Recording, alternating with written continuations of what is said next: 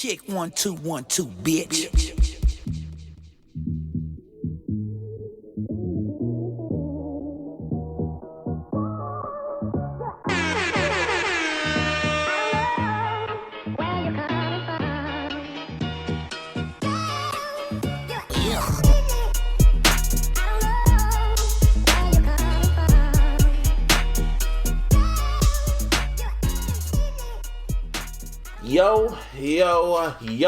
Yo. What up? This is episode 207. 207 of the iLLogical Sense podcast. This is your boy Buzzbeat. Give me a hell yeah! And over here is your boy JC No Hunters, aka JC6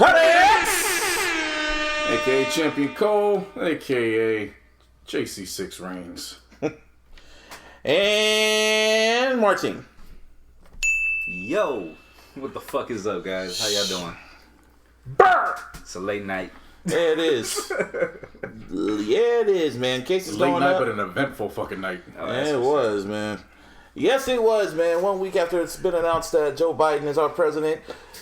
Fucking Gucci. Well, we thought we were going to get Jeezy versus T.I. That's how it was when we left the That's how it podcast was. last week. Yeah, that's what we thought it was going to be.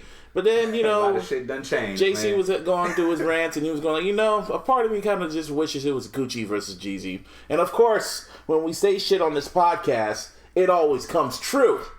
Like Lakers 2020. Is this true? And like President-elect Joe Biden. Also true. Yep. Not to Trump though. Nah, he's just like, fuck you talking about.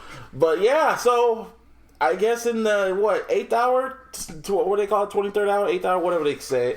All of a sudden, Gucci just goes on Instagram and just posts Jeezy versus Gucci for VERZUZ. And the timeline just went. Oh my God! Okay, it's happening. Everybody stay calm. What's the Everybody procedure, stay calm. everyone? What's the procedure? Stay calm. Yeah. Everyone collectively just said, holy shit. So, this, if y'all don't know the history between Gucci Mane and Jeezy, it is literally, they've been beefing since the beginning of time. Well, not really. Basically. Pretty much, right? Last week, it ain't in the... Yeah, no, I'm just like saying it. Because that's how big this was. It was the Hood Super Bowl. We never thought this was even going to fucking happen. But it happened. I immediately saw it and I was like, okay, maybe he's just Trolling. yeah, like maybe he just putting his 2 cents in just to stir some Right. shit over. And then that's when I saw Timbaland when he was like, oh, like he didn't post the picture yet, but he was like, oh, we're gonna see, and I was like, oh, okay. And then me and my niggas was talking. And we was like, nigga, can you believe this shit? Cause I can't believe this shit. And I was like, so I'm gonna take it with a grain of salt. Like, This ain't real. when it when it got announced, what was it? When it got announced, it was Sunday. Ish. Somewhere around there. So I mean, there was over still the time. weekend. Yeah, like there was Yeah. still time. It was over the weekend. So it's like, all right, well, let's until VERZUZ puts it up, let's see how it plays out. And then VERZUZ Right. put it up. VERZUZ put it up, and I was like, okay, Oh, yeah. we're all right. We here. Oh shit! Yeah. Here we go. And we were just thinking, like, oh, this is really going to happen. I mean, And then, well, I won't even say and then because Gucci was the one that posted it, but then we was like, okay, and then you realize and remember what Gucci put in the caption. It was like, tell Snowflake, and it was like, Snow cone. or Snow Cone. I was, yeah, and it was like, Cone, yeah. oh, okay, all right. Yeah, are they working us? But then all of a sudden, because we thought it was called off because VERZUZ and them deleted the pictures and shit. I was like, Yeah. oh shit, they may have called it off. And then a few minutes later, Jeezy fucking posted the fucking promo picture, and then we're off to the races. And Gucci was literally trolling the entire week leading up to it.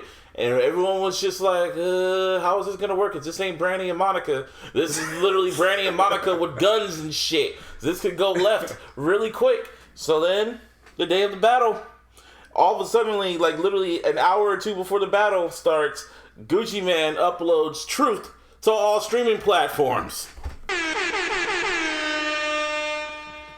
That was a wild move, man. Yes, it was. I'm not gonna lie to you. Wild, like that shit was crazy. Because there's more. There's more. The video got re-uploaded to YouTube. Yeah. Oh, really? Yeah. Okay. To his official page. So yeah, like it was okay. We're like, Energy just felt weird when everything opened up. I mean, that was one of the things. Was like, again, speaking on last week when it was just up in the air. It was. I want this to be a big moment and a teaching moment. Yeah. For the next generation. And then it just felt like it was just in the air where it was like maybe that was too much to ask. No. Like maybe it was. Maybe it just sounded better in theory than it did in practice. Because Gucci Mane came in just like. That's how. No, Gucci came out and said that's it. And I've been waiting, baby. Like literally. He was waiting. Yeah. He was waiting, Caffeine. He was waiting to let out all. He wanted to let out all this aggression to Jeezy. First song was round 1. Yeah, literally. I'm not really a big Gucci fan like that, so I'm thinking he literally purposely made this specifically for this battle. JC was just like, no, nah, this was originally recorded, and I was like, 2009. I was like, oh, yeah. Shit. I mean, it wouldn't have been far-fetched, you know what I mean? Had he made a song for the battle, technically, that actually would have been pretty dope. Like, I probably would have given him a round. But, nah. It was just an adaptation. Oh, we gave him that round. Yeah, I gave him that round regardless. Yeah. But I'm saying, like, it was just an adaptation, though. It would have been, like, fucking over the top had he, like, you know what I'm saying? Like, right. made it an original song and shit. Yeah, man. So then all of a sudden, you could just feel the energy was just off. I set the mood for the rest of the fucking shit. I mean, long story short, Jeezy won this shit by like a landslide. But the way everything was just going, it was just like, you could tell Gucci was just there to fuck with Jeezy. And Jeezy didn't look at him. The whole time they were on stage, they did not look at each other the entire time. And I was just like, okay, this is entertaining. This is pretty entertaining and shit like that. And then Gucci decided to play Truth. And boy, Oh, yeah. There's powerful niggardry at work, huh? that was one of the moments I was just like, okay, I'm uncomfortable now. Because he literally looked at Jeezy in his face and said, I fucking killed your homeboy, and put him in the dirt. And literally in his face, and I'm like, uh-oh. And then after he was done, Jeezy gets on the mic and said, hey, bruh. And literally started talking to him, and me and JC were just like, oh shit, this ain't shit funny no more. I kept trying to tell you that's where it was going. You kept going on social media more, and I was like, all right, you not understanding what could possibly be at play here. I think what threw everybody off is the timing of that he did it. He didn't play that till the 18th round. Yeah. And he was playing it after he threw on a couple party records. Mm-hmm. Right. So he put up Photo Shoot, and then he put up Wasted. Mm. So everybody thought he was going, like, me and a bunch of other people thought, okay, cool, Freaky Girls is coming up next. No. That would have made sense. So that's another reason why I got thrown, like, I was stuck, because it was like, no, wait,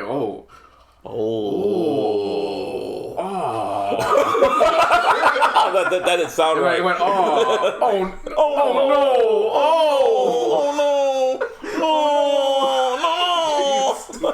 Yeah, so that's really what threw it off for me, was the timing of it. Yeah. Because it would have been different if he threw that in like the first half, then it's like, okay, you're getting all these out.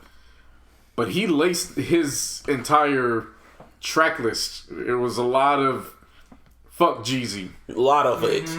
Jeezy was just going through he just went through TM 101. He didn't even play like his big global hits. He didn't even play that shit. His first 5 songs were from Thug Motivation 101. Yeah. He wanted to make a statement. And I was just like, and then it got to the point after he played Truth, it was a very tense moment. You could just sense it. It was just like, oh shit. And then the DJs were talking shit to each other. And that shit's ridiculous. Yeah, so that was the thing too. When Ace and Holiday like went out, and I was like, oh no. This is no. Because I remember Gucci came in with 30 niggas. Yeah. It was like, oh no. Not even COVID was kind of nervous, like shit. Yeah. COVID was like, let me get my ass up out of Atlanta. Let me get up out of Atlanta real quick. Yeah. He's about to get left. So yeah, and so then it gets to the ending. We're just fast forwarding to the ending because I just gave up scoring because it was just Jeezy all over. Yeah, it was Jeezy, then it was Jeezy, then it was Jeezy. I mean, And Gucci, more Jeezy. Then Gucci got like 2 or 3. a few, yeah. He got a few licks in. I honestly don't remember what the number was because like It was that lopsided. it was that lopsided. Yeah. I gave Gucci 8 out of 24. Something like that. That was around my number 2. Yeah. No, okay. Yeah, fucking. That's fair. And he kept telling fucking Jeezy to play new shit. It was the equivalent of Trump saying "stop the count." Shit, man. Stop the count, but keep counting over there. Keep counting over there. Play that new shit. Got to the point where goes like, yeah, I got like 100 racks on me right now. I'm wearing 100 racks, and then Jeezy goes like, yeah, I got real estate. And I was like, what? They just It's versus. They just You know what I'm was saying? talking like that. That was like Spicy the entire time. yeah, it was hot sauce all fucking night. More. That's what I kept saying. So I got to the end, and then Jeezy Yeah, you was, kept saying more till you got the wrong hot wing in your fucking taste Yeah, buds. burned and my then- mouth. Yeah, and he was like, oh no. no. Went from more to no. So holy shit. Holy shit. So anyway, we get to the end. We get to the end, and then Jeezy's like, you know what, fuck, turn that shit off. And he was like, you know what, we can settle this right here, like, man, we can do this now. We can settle this like, man, we can end it all right here. And you thought they were about to start squabbling, it was about to be a gun battle. Nah, they just dropped Icy and performed it together. And then I was like, they worked us. It was the wrestling shit. We were all worked. And then in the end, they'll go like, oh yeah, we're about to be at Compound, we holla. And then it just ended. Somebody did this. It was, And then me and JC just sat there in I just silence. sat there stuck like, We were all just stuck. Like, what? what just happened? Wait. Wait. Huh?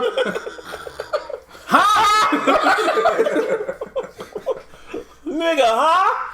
Like it was the moment I wanted, but I didn't want it like that. Yeah. Like, if it makes sense. Like Yeah. that was exactly what I pictured. yeah. Yeah. And they got But they made me work for it, and I wasn't happy about that. I got too invested in that shit. Wait, y'all were cool. Y'all just worked. They literally put on a play for us. A Tyler Perry, Aaron Magruder play for us. I was gonna say, yeah, this is better than Tyler Perry, bro. But If it got still. like that. Like, Yeah. They got everybody. I was for a while. I was like, yo, I don't even know what to think right now. Like, rap is wrestling. I don't know what the fuck else to say. shit. I was like, I couldn't say much about it. That's the perfect example of how hip hop is wrestling at the same damn time. This wrestle rap, people. Storylines sell themselves. That's for sure. And I still don't know how That is to for like sure. observe it. Like I'm still trying to process it. Even when we were watching Thursday Night Football, me and JC was still just trying to process all that shit. No, I don't know who won. I guess Jeezy, but it didn't matter. The scorecard showed who won. I know, obviously, but it was designed that way. It was. But it was more so. Again, it was just more so the fact where it was. Okay, cool. They got it done. Like, I'm very appreciative of that. That's the first time anybody has seen them two perform so icy. Yeah. Because when it dropped, the beef had already started at that point. Yeah, And then did they do a video for Gucci it? No. Oh. Well, yeah, they did, but performing wise, Yeah, never performed I it was gonna live. say, like, they never performed it. There was a video, but Yeah, that was they it. never performed the shit. Yeah, because ever. the beef was Yeah. brewing at that point, and then Gucci went and did a quick bid real quick. Well, how much? Right. So it was, like Yeah. by that point, it was like, oh damn. Next thing we had was Black Tea, but that was like a posse cut that just had Jeezy on there. Mm-hmm. So and after that, it was all right. Well, it's done. Mm-hmm. And just I don't even really know how to describe all this shit because it's like it's still processing. yeah. No, I mean, again, I'm very appreciative. This is what I wanted. Oh yeah, Stacey Abrams showed up. That was the shit that like. And I think that's what threw it off even. I should have paid attention to that Yeah. and seen it coming now that Yeah. hindsight 2020. Yeah, no pun intended. Because she did that and then Gucci went right into round one. Yeah, So it was kind of like, yeah, the writing was there, but at the same time, you just confused that Stacey Abrams was there. And then it goes into round one, so you're like, well, what the fuck is going on right now? Like, this is mad aggressive. Right. I could see Gucci do that if it was like real or not. So it was just like, Yeah, and then I mean, early on, I mean, my scorecard was 3-2 Jeezy, so I did have the beginning close, especially after when Gucci threw on Plain Jane. You get that Busby. Oh, this motherfucker going wild during Plain Jane. So I was getting lost in the music, and then when all that shit was taking place, again, it was easy to walk into the trap if you're not looking for it. Yeah. Right. Which makes perfect sense Wrestling. with this fucking versus trap. Yeah. Right. It was wrestling. It was wrestling rap. That does make perfect sense, Yeah. actually, bro. It was, what the fuck, man? But I salute them. Yeah. Like that was hip hop will forever remember that. Oh, definitely. They was up to 1 million before they even came out on the set. Yeah, they had like 1 million views Oh, on shit. I was on Instagram. There's almost 1 million views. It was 1 million. That was just on Instagram. That was just on Instagram. okay. Just on Wow, Instagram as we're recording the official and official numbers. The highest congruent was 1.8 million, and they did something like 5.7 million overall. That was just on IG. Oh, just on IG. Yeah, They didn't count Apple. it's the highest viewed versus to date. I mean, that goes without saying, though. Just based off of the history, Yeah. you know what I mean? Based off the music itself, like, For like, sure. There's that definitely goes without saying. For sure. So, and I want to salute both those men for that was 15 years in the making. Really though, Like, I was texting my people from college because again, like some friendships were determined on you fuck with Gucci or you fuck with Jeezy. Like Gang literally, shit. like Yeah. that's how some of the I can see friendships were I can founded. see it, So especially out there in the South. yeah, so In we Atlanta. text back and forth like, yo, what's you watching? Yeah, this shit's crazy. And then when it ended, it was like, nigga, What the fuck, nigga, nigga. Like my phone was just filled with niggas. Like niggas? Pause. like nigga, nigga. The fuck did I just see? There's powerful niggardry at Literally. work. Yeah, that was really a moment in hip hop that's going to be remembered. Versus period, man. Oh, I mean, no, not wrong one, but Yeah. good job. All right. That works. Versus period. This whole year. But this one in particular, though, dog. I mean, like I said, I mentioned it earlier. It's just, dude, with all the fucking history, to still have them in the same room, whether it was planned or not planned, fucking, you know what I mean? Regardless, all that history to have those two guys in the same room together, that shit's fucking insane, man. Insane, bro. Yeah, and what's next? I was just listening to Timbaland and fucking Swizz talk about it, and then that's season 2. That's the beginning of season 2. Stay tuned. So I don't know what they got in store next. Now you think more. More. They need to do something. I don't care if it was staged or not, but after just that energy, they need to go back to church and do some gospels or something. Like something. It's got to be something soft to bring. I don't know. Go get Mariah Carey and somebody else that's known for Christmas music and just go have them do that. Have a Christmas off. Yeah, like The Temptations. some, Fuck it. but like yeah, with the 8th edition of them, like Oh yeah, of course. Yeah. whatever. They might as well get Usher and JT. That should be the next one. Fuck it. Heavy, like boom boom.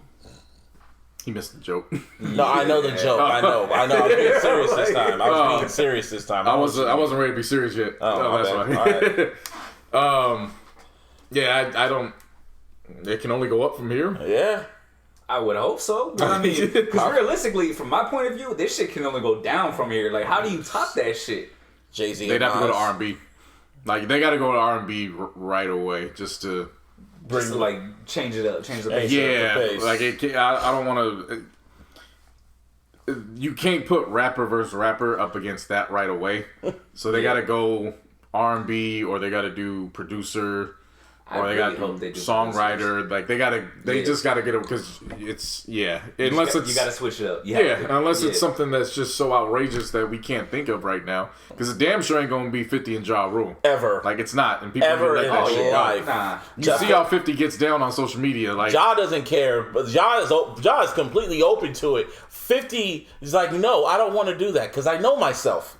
Because I know myself and I know what I'm That's a gonna do. bad move though. Like you don't want 50 in any verses. in the He verses. said he's open to do it with Game unless Game does songs without his voice on it. That's what he said. And I was like, all right. So I don't know. Huh. They say they still need T.I. So who could T.I. go against? Because T.I. versus Jeezy was the better matchup. I mean, on paper, it would have been a better matchup. Mm-hmm. I feel like it would have been a lot closer to even rather than the lopsided shit. than what we got. Yeah. I still take T.I. Y'all. I mean, I already told y'all. Oh yeah, I would have picked T.I. too. You know what I mean? But who do you think T.I. could go against now? That's a really tough question, man. Who can T.I. go against? Like Rick Ross said, he wanted to do another one. But Yeah, but he's tapped. I'm not gonna say he's tapped out, but I mean for 20 against someone who has a fresh 20, you know what I'm saying? Like, it's kind of not fair. Yeah, some people brought up T.I. versus Wayne.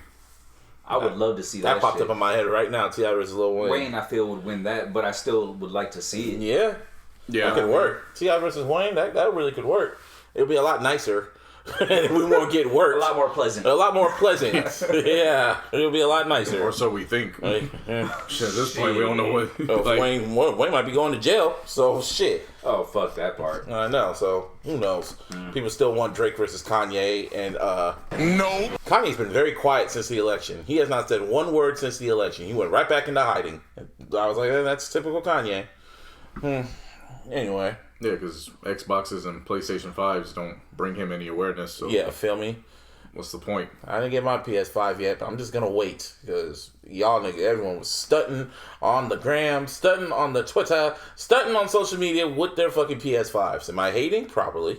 but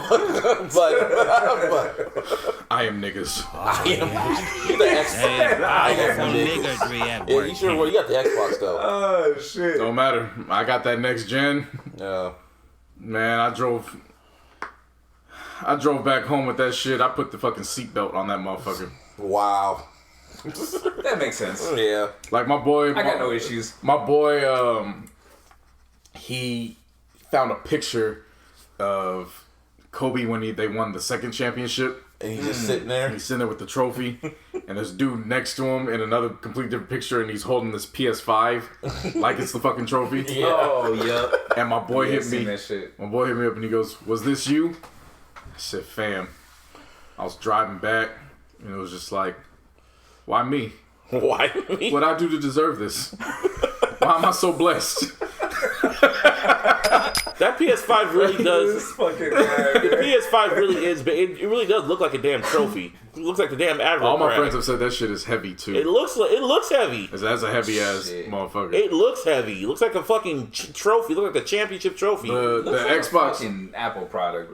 Yeah. No one's gonna change my mind about that shit. Probably. the Xbox Series X, it looks bigger than it actually is. So I mean, it's a tower, but it looks way wider than it actually is. I put the shit next to my TV. I was like, oh, this is beautiful.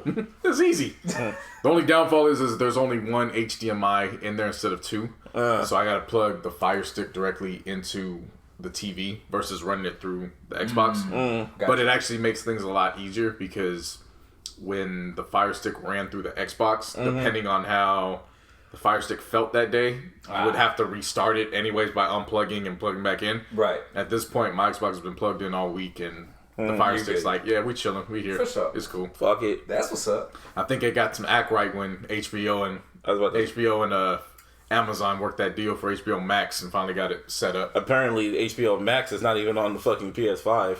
That sucks. Really? Yeah, Jason told me that. He's like, they don't, like, the app is not on the PS5 yet. That so sucks. They gotta wait. Because Xbox pushed that shit from jump. It was like, hey, you want to put your old apps on here, including HBO Max? Let's get it going. I had no idea that's how that motherfucker worked. I downloaded the fucking Xbox app, and I was able to load up the last Xbox onto the new one just through the app. Oh shit, that's pretty tight. Yeah. So like on some cloud type shit. Yeah, That's basically. And because what I'm going to do with my old Xbox, I'm just going to donate it. Nigga, don't awe me. Like, stop awing me. Why? What's wrong with awing? You donate. Disrespectful motherfucker. Yeah, That's why. It's like, don't disrespect me by saying aw. You didn't see two niggas disrespect themselves and then and do it when they did So Icy afterwards. Don't do that to me. Aw. I'm like, oh, aw. That's not how it sounded. Nah, Gavin Newsom? You tried. I tried. Yeah. Okay. Go on. But yeah, so I wanted to just try to donate and get that out. Especially because homeboy I bought it from, so I didn't buy it in store. Bought obviously, it off off of a third party. The homeboy I bought it from, he was cool. He wasn't even trying to profit off of anything. So Oh shit, that's what's I don't up. even think he really made a profit because I know he didn't. He showed me his receipt to confirm, and he's like, yeah, man, you know, my homeboy got an extra PS5. I was once Xbox, but I want the PS5. I'm just basically trying to get my money back. And I was like, bro, anything you need in the future that's regarding, you know, any mixing or anything like that, like, holla at me. Like, I got you. That's what's up. We met at a Target parking lot and got that shit, like, handled right away. He was cool, too. Like, Nice. he was like, yeah, you know, like, you can check it, don't worry. You know, he had an extra controller, too. It's like, check all the boxes. Like, I won't leave until everything, like, you feel comfortable with everything. And I was like, bro, I'm checking this here. Here's the money. You count the money, too. Like, we good. Yeah. It was Online. the most perfect transaction you could think of. Niggas all over were buying these PS5s and Xboxes like they were fucking Jordans and selling them and trying to flip them. And it's like, you know they're just gonna make more of these, right? Nah, they selling this shit like it's like you know, Jeezy was saying he got it for 17 and a half. Seriously. Like, They literally selling this shit for 17 and a half. yeah. Like, it's like, $1,700, you know what I'm saying? They selling it for that on eBay. One motherfucker put his shit up for like $2,000. for $2,000. I was like, you know this motherfucker gonna be restocked pretty soon, right? Like, by the holidays, Jordans, my you know nigga. the holiday season's coming up. Like, bro, Holiday season. like it's Black Friday's next week. Like, you don't think Sony just, or they were like, oh shit, the niggas bought it all, can't make no more. Like, Yeah, Like, oh, that's it. We're done. we're done. Sorry. There's no more PS5. Sorry, people. Sorry. Y'all math was wrong. Like Very wrong. It's like them niggas that all of them hype. hilarious, It's like them hypebees going to get all the fucking Popeye sandwiches so they could try to flip that. That's what I was gonna like compare Yeah. it to, bro. When you talk about flipping shit, I was like, oh, like you mean like the Popeye shit? Yeah. Like, I couldn't believe niggas did that shit, just walking around with a whole bunch of Popeye sandwiches. So them shits for $10 a pop. Like, what did you think was gonna happen? You just went on Twitter and said, yo, let's buy all this shit and then sell it on eBay. Sell sandwiches on eBay. Word? Think You about notice, it. Yeah. niggas sold them sandwiches on eBay, and then COVID hit. Yeah. Speaking of COVID, California's on timeout again. Gavin Newsom he had to shut down the club. He had to shut down the studio again. He had to shut down the studio. Festive. Huh? That's festive. Yeah. That's shutting down the club. No, I just like doing that because when Diddy did it, that's all I heard was the fucking. Oh. I'm shutting down the club again. Oh, the club, the studio. Oh, Yeah, for making the band. Yeah. He's shutting down the studio It took me a again. little bit, but I got you. Yeah. Truth be told, that's really the only reason why I got the Xbox so soon. I was gonna wait out until around Christmas or after Christmas. Because again, I was gonna go out to Atlanta just to get out for New Year's. And then when I saw Chicago was getting ready to implement their 30 days, literally that's when I was like, I don't want to be stuck in Atlanta with no money for 30 days. Oof. Let me start looking for the Xbox right now. Stay your ass at home. Literally, that transaction for Xbox was a matter of 16 hours. All because when I saw that shit was about to take place, I was like, nah, let me just invest now so I can stay my ass at home. I mean, you saw all those cases going up, man. Like, them cases were going up. I knew it was going to happen after the election and all that. I'm like, yeah, cases going to go up, and Gavin Newsom's going to put us on timeout. And lo and behold, he put us on timeout, shut down the movies. I already saw everything I needed to see. I just wanted to see Tenet. Tenet. That's all I wanted to see. Tenet. I saw the other movie called Freaky. I don't know if y'all heard about that one. Nah. Yeah, it's with Vince Vaughn, and he plays a serial killer, and he switches body with a... Oh, that was in the trailers, yeah. Yeah, that shit was pretty funny. That shit was pretty funny. But other than that, I mean, I saw everything I need to see. They showed Wonder Woman, and I was just like, that's probably going to be on HBO Max. And lo and behold, it's going to be on HBO Max on Christmas. Son of a bitch. I gotta get HBO Max. Only for, they said apparently it's going to be there for a month. It's going to be in theaters on Christmas, and then it's going to, and HBO Max at the same time. So I was like, Christmas is going to be fire. Lagging and lagging and lagging on the HBO shit. I mean, dude, HBO got a lot Now of it's shit, like, bro. alright, you better get it. They got Chappelle Show. We've been telling you to get to Yeah, I know. That's But nah, I mean, That's a well-made investment right there. Seriously, have you watched Mandalorian yet, bro? ooh, no. My God, man. We wanted to tell you everything that's been going on. Sasha Banks showed up. Who? Sasha Banks. Oh, okay. Yeah, I'm not going to tell you what That's she the was. extent of that. Yeah. The extent of that. That's all I'm going to tell you. Episode 3. Sasha Banks is there. Yeah, man. nah, I'm gonna watch them on friggin' Tuesday. Today. They dropped a new episode. By the time we're off the air, episode 4 will be out. Okay, I'll watch it on Tuesday. All of them. All of them. All of them. Yeah. And then, another one I've kind of been watching on Hulu just for it uploads like every Tuesday. It's called A Teacher, and it's with old boy from Hey Simon and what's her name? This other chick. Pretty much, long story short, it's about this female teacher that's fucking her fucking student, and it's all building up towards it, and it's like going on, and I'm just like, I don't know why I'm watching this because I know what's gonna happen because somebody's gonna get caught. Fuck it, and yeah, Niggas want to be Power so bad. What's up? Niggas want to be Power so bad. more of a Lifetime show. It's like it's not Power. It's more like Lifetime. Power already did it. I saw it. Then they went on a break. I saw it. I know, we all saw it. Yeah. 2 weeks to be back, baby. Fucking Tariq fucking promoted it on VERZUZ. He's like, Power back in December. Wow. Hey, that's like a smart play though. Yep. Right? Hey, You man, got 1 million fucking people? 5 million? Oh, 5 million? Yeah, Fuck 5 it. million people watching that shit, or even if it's just the Instagram shit, and then fucking, you know what I mean? You just 2 million? posted in the car, hey, Power back That's in 2 fucking weeks. smart. Yeah. Yeah. I don't think Like, y'all want 50 in job, but you're going to get Power instead. Yup. We back. We back, baby. But yeah, with COVID, man. I mean, like I said, not surprising, everything's jumping. Gavin Newsom has a curfew for pretty much the majority of the California from 10 p.m. to 5 a.m. Like, I was like, all right, I'm going to go in the house anyway. Yeah, it's cold. It's cold. nowadays. Like, It's cold now. Come on, you feel me, bro? It's cold as fuck. There's no reason to be outside. Especially, For real. yeah, there's no reason unless you're working. But other than that, stay your ass in the house. Don't go to the. I'll be working. I'll be like, it's cold as fuck. Yeah, There's no reason for me to be outside. Like, why would you want to go to an outdoor diner? Like, if you have a date with somebody, like, nah, man, you FaceTime that shit. Or let her just come on and see if she invites you over. Either way, stay your ass at home. Shit. Hell yeah. Let's go get the hotel. You don't know if she got grandma back at the crib. Or just put it You don't know. You know what I'm saying? Like, it's California. Like, let's be real. It's California. Yeah. Niggas ain't out living on their own like they used to be. And you know how Like, expensive what I'm it is saying? out here, Right. man. Yeah. No, that's why. Yeah. That's why you saying Fucking what ad you're came on Instagram talking about, well, we got new housing. I was like, let me joke and let's see what this housing look like. Motherfuckers putting up a studio for $2,600. Like, yeah, new housing. Okay. Okay. Have to get three niggas Three to come niggas. help me pay this guy's damn rent, and everybody gets a fucking corner in this damn studio. Everybody in a corner. Shit. You sleep there, you Yeah. sleep there, I sleep there. And you pay your own food. I gotta go to work in the morning, so I'm sleeping in the bathroom so I can take a shower. You know, I better not Where all come the here. cold water runs out. Yeah. Where the hot water runs Exactly. out. Who's paying the cable bill? Who's paying the fucking Netflix? Who's paying this? Fuck out of here, man. Yeah, shit. I'm good Yeah, being nah. at home for Same here. We the all been foreseeable good. future. Hey, we all been good going home. It's just you motherfuckers, the people that keep going the fuck I out. wasn't talking about that. I meant I'm good being at home, the family home. Oh, I know. Like, That's what I'm talking about. no. I'm good being at the family home instead of going to pay rent by myself and struggling. Oh, I get it. Yeah. 600. Yeah, I get that. I'm bringing it back corner, to. corner. That's what we're Yeah. talking about. I know, I get you. Now I'm bringing it back to like why Gavin Newsom has to do the whole fucking lockdown again because the people don't know how to stay inside. People like what's it called? Trump people doing protesters out in LA. People doing little mansion parties. What's that shit called? The Million MAGA March? Oh, That was in Million MAGA Washington. March. That was in Washington. Bruh. Them niggas. Fuck out of here.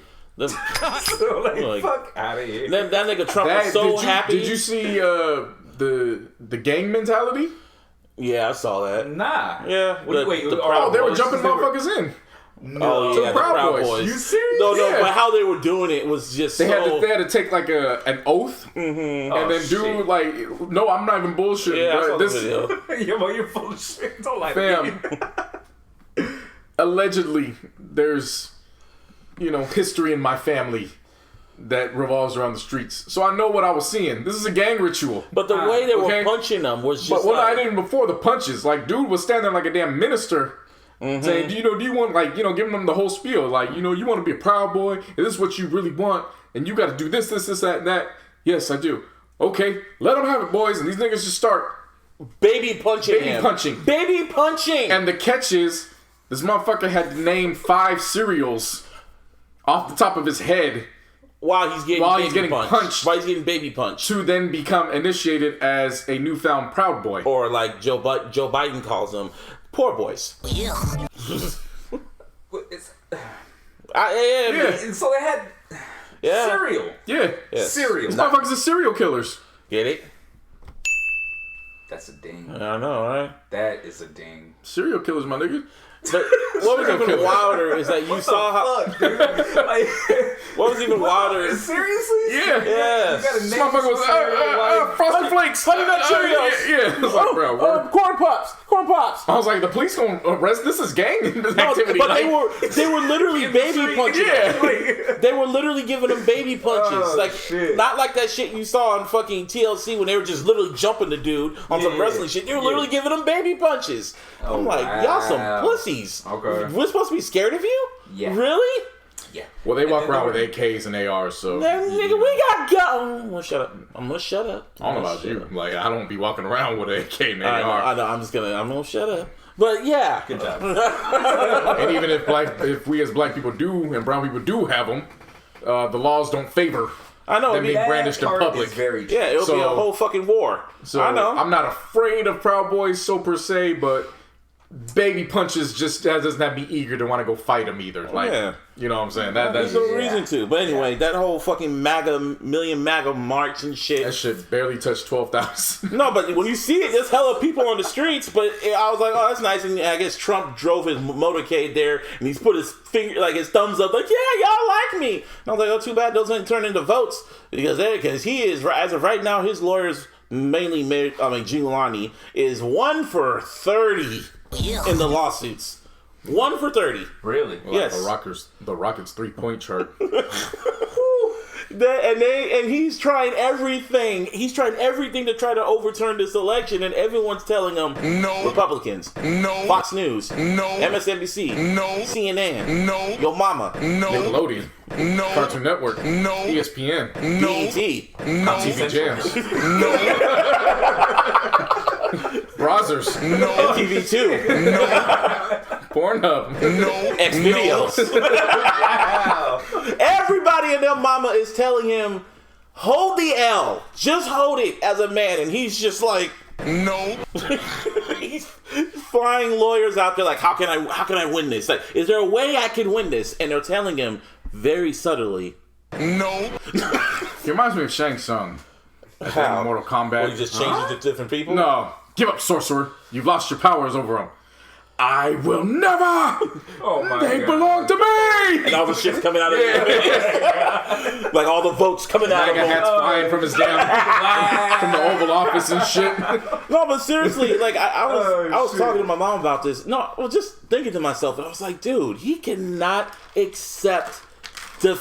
accept being just a loser, period. Like his dad really embedded in his head that being a loser is worse than being a man. Like you should not be alive if you ever become a loser in anything. Well, again, it's narcissism. It's narcissism, but it's also my belief it's that it's not so much on the fact that he lost versus who he lost to.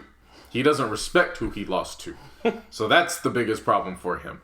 I guess, but I'm also leaning towards that. I don't know, man. Nah, it would have been any. If it was Obama, can you imagine? Like it could have been anybody, and he would have probably still been acting the exact same So way. I'm going to put this out. Mm-hmm. How many times has he lost a fucking business and he hasn't said shit? He just goes and just. But that was just business. But you gotta understand. Hide behind. But you gotta understand that's an L regardless, no matter how you try to spin it. No. So I know. I'm talking from his point of view. From his point of view, he could just spin it as like, oh, okay, I took an L, but no one's gonna talk about that because I'm on TV. I'm on The Apprentice. I'm doing cameos in movies, so people don't talk about that. Like he just spun it so people don't pay attention to it. This shit, he has nothing on some Joker shit. Nothing to fight him with.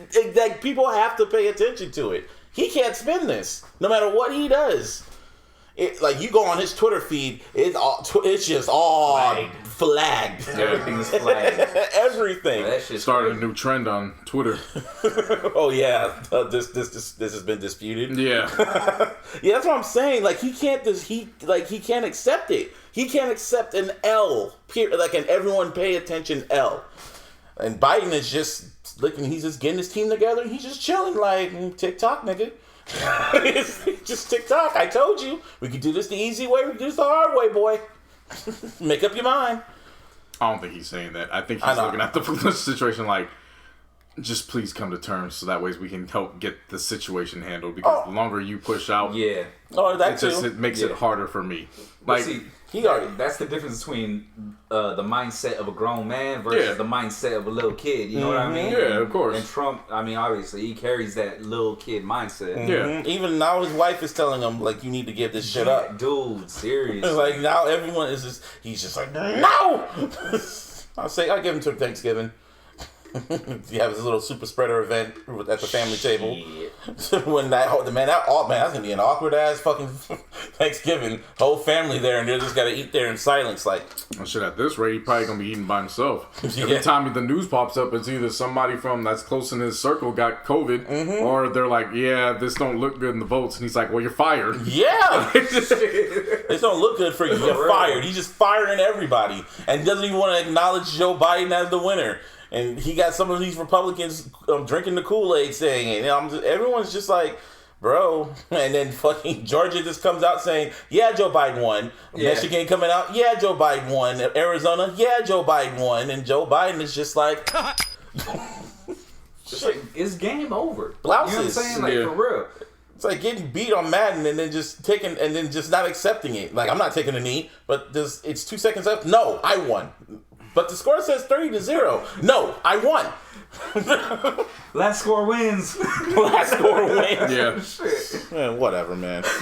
Hurry the fuck it. Now I was getting to that point now. I'm treating Trump like 6'9". Like, I'm just literally starting to ignore him. I'm like, nigga. I can't ignore him, but it's like, dude, I'm over this now. It's like, it's pretty much no one's scared of the bully no more. I get what you're saying by comparing him to 6'9" just because you're over the antics. You can't ignore him because this isn't like 6'9". He actually has. I know. What his moves actually. I know. I get it. Influence over the country. I understand that. I understand. I hear you. But fuck him. But anyway. What I'm saying is no. I'm saying fuck just like the ending. I was just like, man, fuck him. I get it, but fuck him. Anyway.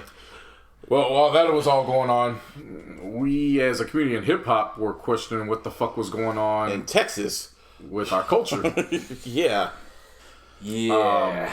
Last week, and I mispronounced Mo3's name. It wasn't just Mo, it was Mo3. So, of course, we reported that Mo3 had unfortunately been murdered by the time we had went on air. So, him being Boosie's artist, Boosie went down to Dallas to pay his respects. Niggas thought Boosie was down there to cause ruckus, and they went to the van and shot up the damn van. Next thing we know, we're hearing that Boosie got shot. Yeah. In the leg. In the leg, What kind of shit is that? And right as we're trying to understand that, news drops that Benny the Butcher had gotten shot at Walmart. Being at the Walmart. Wearing his chain. They wanted to jack him for his chain, and then he didn't take it off fast enough, so they shot him in the leg in panic and ran off. It's Robin season, pretty much. Yeah. That's what it is. It's Robin season. It's just... But there's rumors and word going out with Boosie that at the they were amputated his leg. Amputated his leg. Fortunately, he came out and said that wasn't the case. He already had 2 successful surgeries. And Benny's okay. Benny's all right. He's Westside Gun's been keeping everybody updated with Benny. He's just chilling. Benny's just chilling right now. He went straight to a fucking private jet. Chilling. I wouldn't say chilling. Not chilling, but he's okay. He's comfortable. Recovering. Yeah. Recovering. That's a good way to put it. Yeah. Recovering comfortably. Yeah. I don't ever want to say a nigga that just got shot is chilling. Yeah. Anyway. But yeah, prayers out to them. I don't know what was going on. It was happening congruently. It was happening back to back to back. Like, the fuck's going on in Texas? Really? Walmart of all places? Niggas. I think that also added more weight to the recent verses. You know what I'm saying? Just the last 2 weeks in hip hop, you know, with the passing of Vaughn. Oh yeah, prayers out to Jeremiah too. We'll get to that. But just the last 2 weeks in regards to just violence. Yeah. And to get that news, even though we all thought it was a troll at the time, but even the possibility that Jeezy and Gucci would do this, to it actually happening, to regardless of how it even plays out, but the fact they went from start to finish, no blows, no gun, no nothing. Right. And as we're recording, hopefully it remains that way at Compound. Yeah. Hopefully. Because there was a watch party that took place in Atlanta. and niggas started fighting. But there was watch parties all over Atlanta at clubs and everything, and they had like light show. I'm like, this is cool, but it was like, niggas, it's a pandemic. Yeah, but it is Atlanta though. That's what I mean. Like, they were pretty much open anyway. Like I saw a map and it showed, and they went blue.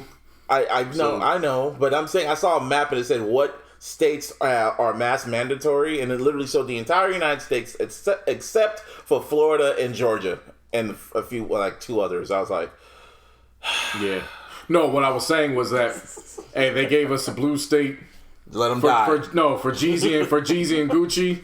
You gotta, that's, you know. No, yeah, you gotta let them play, you know, national selection. Let national selection happen, yeah. That's where you gotta kind of back off, like, all right, they did their part. They gave us the blue state. So go die. Gucci. I wouldn't even... What the... Man, why you gotta take it to that level? Yeah, that's what they're doing. No, that's not what they're doing. They'll celebrate with no mask and mask fucking... Well, not everybody's doing that. But you saw how big that fucking crowd was in the club? Yeah, but what I'm saying is not everybody was doing that. I get you. What I'm saying is you can't even go that route. They helped delivered what you wanted. I get it. What I'm saying is that you don't even got to make a comment about it. Just that's what it was. They gave us a blue state. It's Jeezy versus Gucci. Yes. I'm not gonna say anything about that. Just go right over there and just be safe. Yeah, that's. Plus, man, I mean, that's Atlanta's Super Bowl, bro. Like, yeah, it was a ghetto Super Bowl. All hood niggas from around the world were watching this shit. Craig. Yeah. Shit. I wouldn't even exclude it to that. I said the whole world. Well, no, but what I'm saying is I wouldn't even call it a hood Super Bowl. I mean, Stacey Abrams. That's true. Opened it up. Say, hey, register to vote. That's the Georgia Super Bowl for sure. Yeah. Shit, Atlanta, man. Oh, speaking of Atlanta, we forgot to mention this last week. Donald Glover made his return to Twitter and pretty much said, yeah, this next season of Atlanta is going to be pretty much the best ever. He put it up right up there with The Sopranos or some shit. He didn't say just this season. He said season 3 and 4. Give me a hell yeah. I started watching Sopranos recently. Interesting. Never really watched the whole show. Yeah, I never watched the whole show before. I watched the last the last 2 episodes, but I never watched like the full, what led into like the last 2 and shit. So it's a trip. I know. It's a wild fucking trip. Ain't it like seasons deep? It's like what, 5 seasons? No, it's 6. It's technically 7, but they split 6. Yeah, and it's only like 10 episodes. Well, like now an hour each. So anyway, yeah, it's interesting. That's a lot of watching for you, but all right. Hey man, I need a new show to binge because I finished up Shameless, and I was like, okay, I finished that up. I'm caught up to it because in the last season is about to start soon. So I was like, I need a new show to binge, and I was kind of skipping around. I'm like, Sopranos. It's not a bad place to go. I know. It's one of the greatest shows ever produced. Yeah, because I've been on Netflix too much. It's time to go to HBO Max. And I was like, what show haven't I watched? I was like, Sopranos, because I already watched The Wire numerous times. So I'm like, okay, I'm going to watch The Sopranos. Yeah. I like the end. It said, woke up this morning. And it say, got yourself a gun. I was like, oh, that's where Nas got that from. But he got it from the song in general. I know. Yeah. But man, it was cool. I might just play "Got Yourself a Gun" while the intro's going because it probably just suits it. No, it won't. Well, I'm gonna try it out anyway. I can tell you from experience, it won't. Oh, so you tried it? "Got Yourself a Gun" is way too fast for that opening credit. Because he's just driving. Tony McCannell. Yeah, but it won't do it. No, I feel it. They don't pass enough hip hop. Well, obviously. Places. Yeah. Look, so, you know, it looks out of place. It doesn't match the pace. Yeah. But anyway, like I was saying earlier, prayers up to Jeremiah. Because Jeremiah. I keep calling Jeremiah. Jeremiah, he caught COVID, and this is a good example of why y'all should take this shit serious, because it's a severe case, and he's on a respirator fighting for his life. And he had no preconditioned symptoms, allegedly. That's not true. He had asthma. He had asthma? Ugh, yeah. Shit. I have asthma. So, yeah, he's going through it right now. So, prayers up to him. This is why y'all should wear a mask, social distance, and all that. Most definitely. Yes. Definitely prayers up to him. We have pharmaceutical companies that are coming out saying they are very confident. 95%. What they're doing. So you have Moderna, who's claiming 96% in their success rate right now. Pfizer's claiming 95% Which right is the now. one that Dolly Parton has? She has like a, what's it called, an investment in one of those. Yeah, it's in one of them. Dolly Parton got that. She about to make some bank. So they're doing that. We'll see how that plays out. Amazon just added an Amazon Pharmacy delivery service for They're already conglomerate. Seriously, man, Amazon is taking over everything. Yeah. Like, they got rid of Toys R Us. Yeah. They're getting rid, I mean, they have their own streaming service. They have their own music streaming service. They sell cars. Really? Yeah. I was unaware. Well, now you Son of a know. bitch. Amazon they Auto. do everything. Yeah. That shit's crazy. Fucking wild, man. That shit's fucking crazy. Oh yeah. Speaking of, well, since I went to the HBO Max earlier, they uploaded the Fresh Prince of Bel-Air reunion. Something else I didn't watch. You deserve that one. But yeah, I forgot it was gonna upload. I was like, oh shit, I'm gonna watch this shit. And because this is gonna be the return of, how do you say her name? Janet Hubert. The original Aunt Viv. And it was really well done. Pretty much the entire cast was there. You know, and It was not pretty much. It was. Every able body that was on the show, sans James Avery, Uncle Phil. Rest in peace. They were there. Yeah. Even Ross Bagley, who played Nicky. He was a grown-ass man. He looked like one of my cousins. Wait, Nicky? Little Nicky. Yeah, remember the last 2 seasons when they had the kid and they just Shut jumped him up in age? Up. Yeah. He could have been in the Wow. Independence Day sequel instead of that other dude. Seriously. Like, Yeah, he really could have. he really could have. That's how he really looked at, like, old now.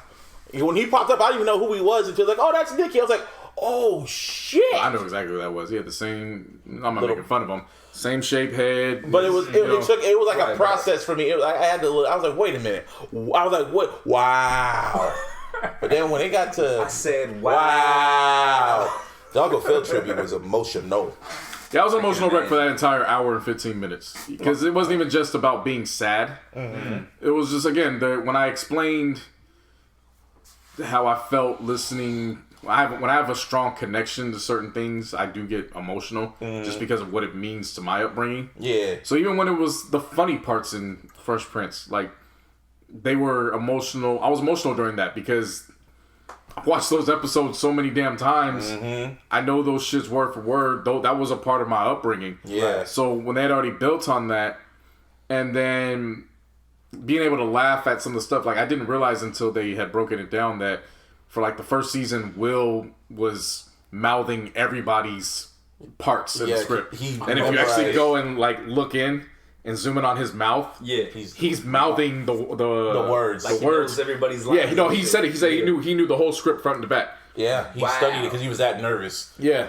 That makes sense. I mean, that was his first like big break. Right? Yeah, especially the story on how he got it. Quincy Jones just punked him to get it. Literally punked him. We let Will Smith tell the story. Y'all gotta watch that shit. Yeah, no, it's on his YouTube too. He told that story about how it really only took a night at Quincy Jones's birthday party, and then they were like, "All right, we got the green light for the show." We saw everybody's audition tapes, which was funny. Yeah. What else was there? But one thing I did not know. I don't think many people knew. I want to give a round of applause to the writers and the producers of the show. The cast said that they, as black artists, had 100% creative input on the scripts. Made sense. Mind you, this was 1990s. Yeah. Where at the time, there was really only like 3 or 4 black shows, period. Mm-hmm. And they said what they would do was they do the table reading on Monday. Tuesday, Wednesday, they'd have the walkthroughs. And in the walkthroughs, that's when they would really evaluate the script like, yeah, this don't happen in black households, so it should be done this way. And the writers and the producers weren't like, well, no, we like it how it is. Forget it. Right. No, they listened, and they would change stuff right as they went. Yeah. They said they had they said the creators, they wanted an authentic representation of black culture. Okay.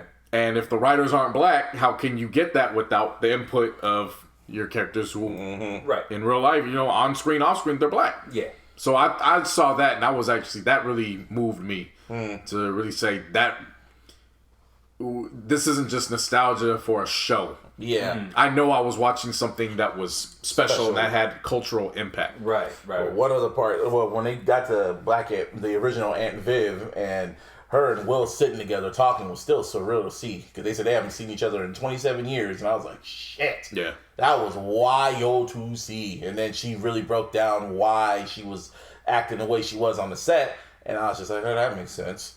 And then fast forward, they went back onto the set where she talked to the entire cast members.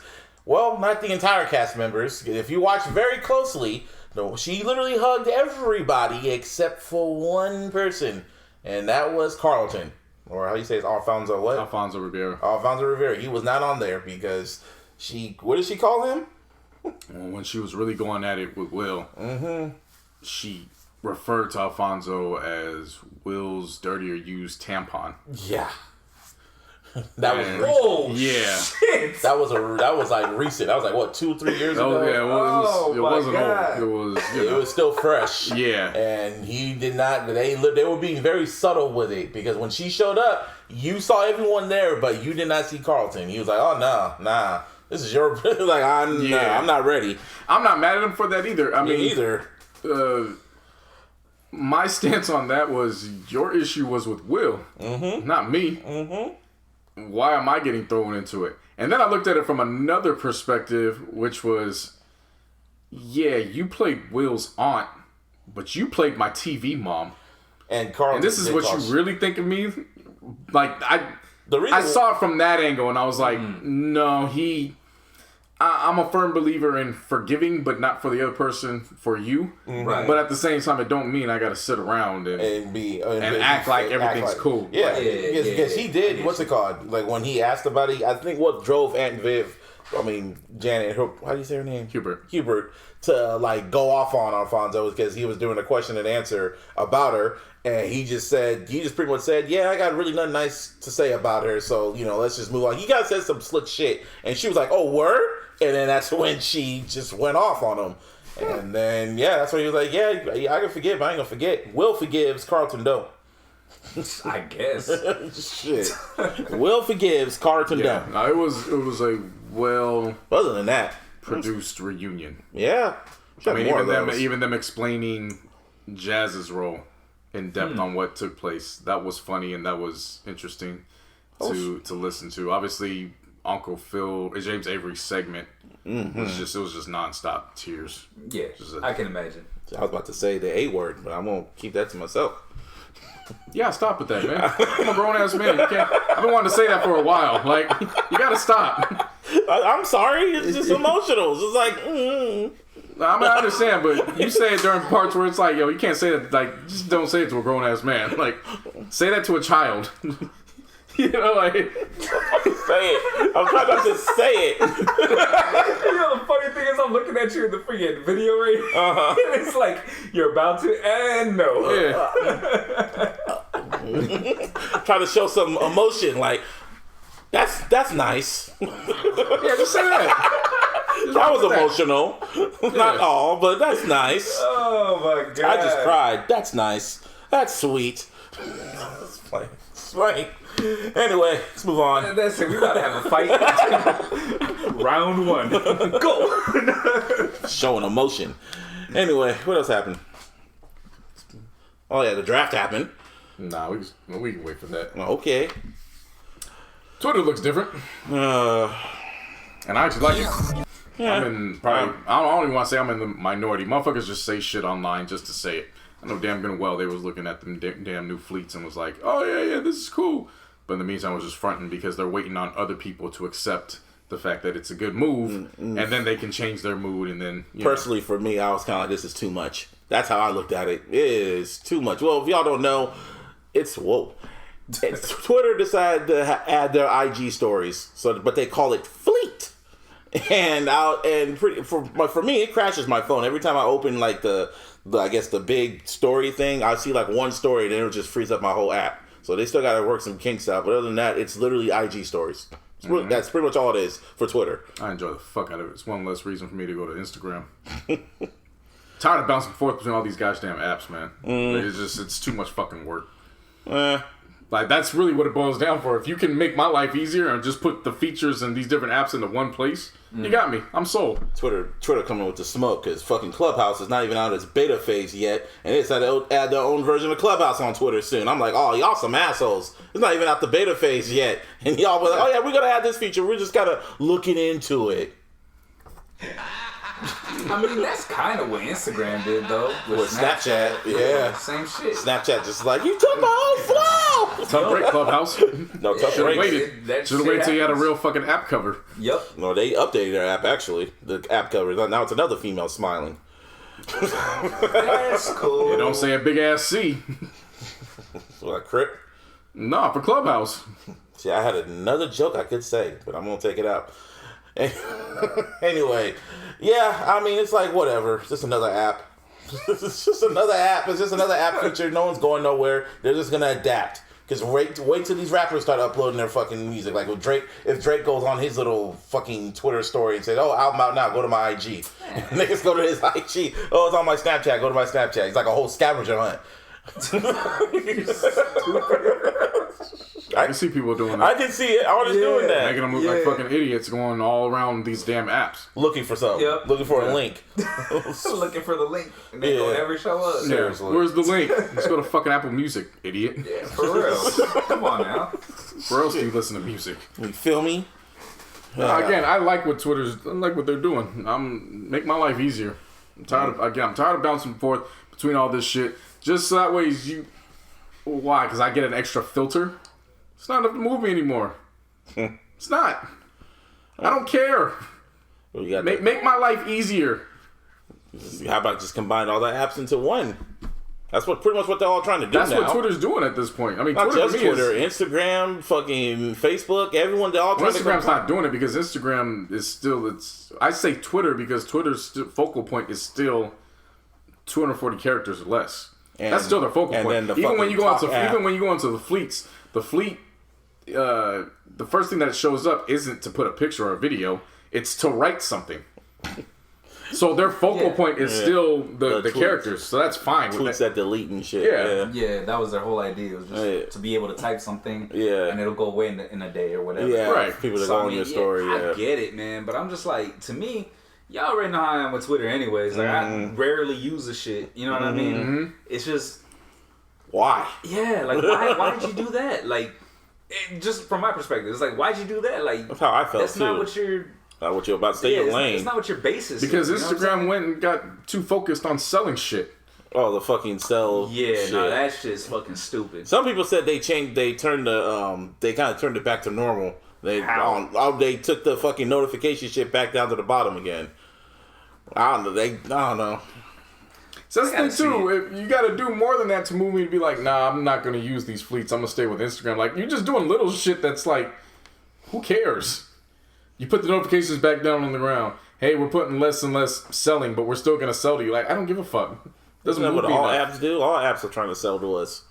They always have ads popping up. Yeah. I ain't had a Twitter ad pop up on me in months. Seriously? Yeah, I turned that shit the fuck off. I don't even use this shit and I still get ads. I turned that shit the fuck off. They haven't hit me for forever. That's crazy. So I'm good on that portion. No, Twitter is the one-stop shop. I mean, Facebook is, the leftovers of MAGA. Facebook is like a whole other world, man. Yeah. It really Somebody is. said it best. They said Facebook is literally the mind control that our parents thought that video games were going to do to us. Mm-hmm, it is. For them. Yeah. Yeah. It really is. I know people that are literally addicted to Facebook. And I'm like, fuck. I guess. How? Yeah, it can be addictive. It can be. It's hard for me to jump in these conversations because it's like I don't fuck with social media like that. I'm like the outlier. Yeah, but they have they have games. They have people that have the conversations going. You can look for friends. It's like literally, they have Facebook Watch. Like it could be literally addictive. They got a fucking dating app now on Facebook. You fucking serious? Yes, within it. Yeah, it's a dating app. I was like, all right. I got a dating app. It's called the DMs. Yeah, Facebook Messenger, baby. Shit. And even that, Twitter got them beat because I go to Twitter and just hit the fucking mailbox icon right away instead of getting out the fucking Facebook app and having to go to the damn Messenger app. Yeah, pretty much. That's what I'm saying. Twitter is just it's convenient. It's a one-stop shop. Yeah, pretty much for the most part. Sorry, people. Fucking the plug got unplugged. The plug got unplugged. The plug got unplugged. But anyway, yeah, but it's whatever to me. I just look at it and I'm just gonna adapt to it and just move on. I'm probably never gonna use it because there's really no reason for me to use it.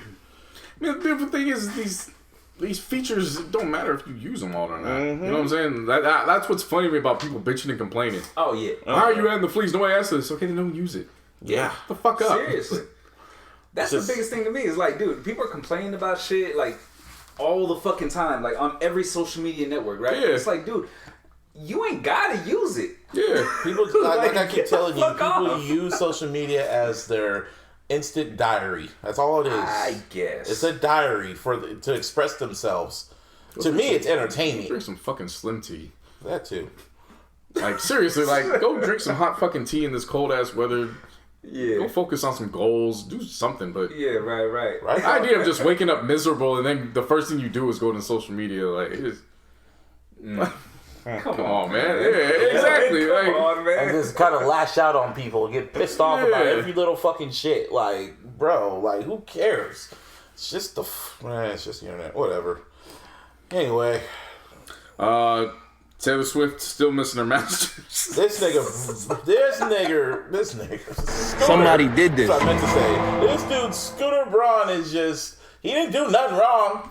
He just like a PS5, he just flipped it. He flipped her masters for more money and sold that shit. What, 360 million this time? Something like that. Shit. And she was all mad about it. That's my shit, but you don't own it, baby. Yeah. And he's still profiting too. Yeah. That's the crazy part. And she has to pull a JoJo and re-record JoJo and DMX and re-record all her fucking shit so she can make some type of profit.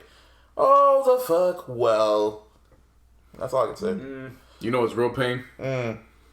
Pain is 2001 era when you was playing Madden franchise mode and the game cut off and you didn't have a memory card Yeah.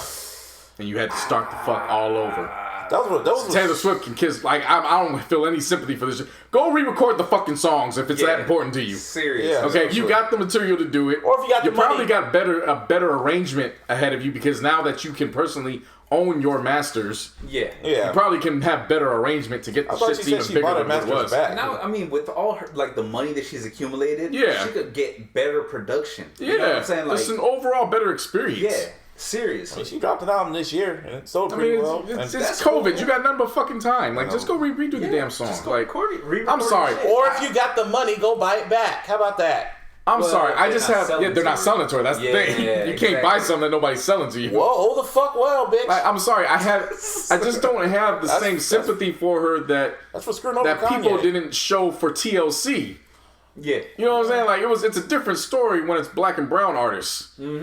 But I'm just gonna be the one to say it. When it's a white woman, like, we gotta stop and we gotta help and then no, you just did a bad business deal. Yeah, You're like the rest of the. Sorry, You're just like Trump's You're a lawyers. big artist, but you're just like the rest of all the recording artists when it boils down to it. You had a bad, fucked up first deal. You're in a better situation now. Yes, you're fighting Scooter Braun to try to get this, but Scooter Braun was just in a position to be a good businessman. He didn't even buy your masters. He bought the label That has your that masters. owned the masters. Yeah. So you should be pissed off with your label And he offered for not offering you and your masters. He did from offer jump. you to buy it back, but you weren't gonna buy. You didn't want to buy it back for whatever reason. Yeah, You so had now the that he's selling it, receipts, now too. you're like, wait, I have the money. And he's like, well, I tried selling it to you. You didn't want it. Where? Oh the fuck well. Yeah. Oh, well. Yeah. Oh the fuck well. That's for fucking over Kanye. Even though Kanye pissed me off, it's Wait. still the principle. Seriously? Yes. I agree with that. Yeah. Really? Yeah. Yeah. This is payback for that? Yeah. Okay. Fuck. And for taking to Pippa, and for beating Kendrick and album of the year at the Grammys for To Pimp. Yeah. The fuck. 1989 was not better than To Pimp a Butterfly. No, it definitely wasn't. Yeah. Definitely. And then try to diss Kanye at the same time. And then after Kim Kardashian exposed your ass, nothing was the same. Ah. Anyway. That's life. It is. Again, she's in a really convenient situation. Right. Redo the songs, make them better. Yeah. Because you can definitely make them better. Yeah. Can even add, little 1 to 2 minute bridges and acoustics, just you singing, humming, whatever it is that you're doing. Right. And that's that. I don't understand why I need to have sympathy. Yeah. I got sympathy at all. I don't have sympathy. Just None at all. practice better business. Not for her. Sign a contract where you tell your label that after your third album, you are now eligible to buy your shit and you want your shit. You know who has their shit? Kanye got his masters. Rihanna got her masters. Beyonce got her masters. Hov got a whole fucking streaming service full of his masters that he owns. Chris Brown was on the verge of losing his career. Got his masters. Still got his masters. Who else got his masters? Who else got their masters? I could name a whole lot of rappers. Nipsey, God bless his dead. He had his masters. Nipsey had him. YG just got his. Yup. A lot of rappers got their masters. Anybody signed to Empire got their masters. Oh yeah, seriously. But Taylor Swift, I guess she needs to sign to Empire. Yeah. She might get her masters. How like Ghazi? Hey! Fuck out of here.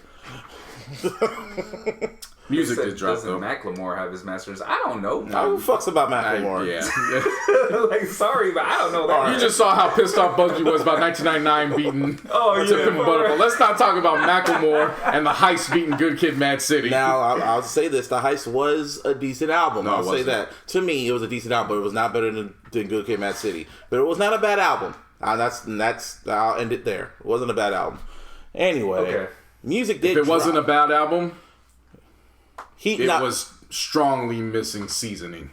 well, I'm not gonna defend it. I'm not gonna defend it. So that's I'm what I'm not saying. gonna say Like, it's not a bad album. I'll meet you halfway. If it wasn't a bad album, It was not a bad it just album. was not it didn't have the right seasoning for my chicken. No, it was not. Nah, at all. Nah. There was no seasoning, no But flavor. Good Kid, Mad City. Oh, that shit was boiled. Yeah, baked. But Good Kid, Mad City.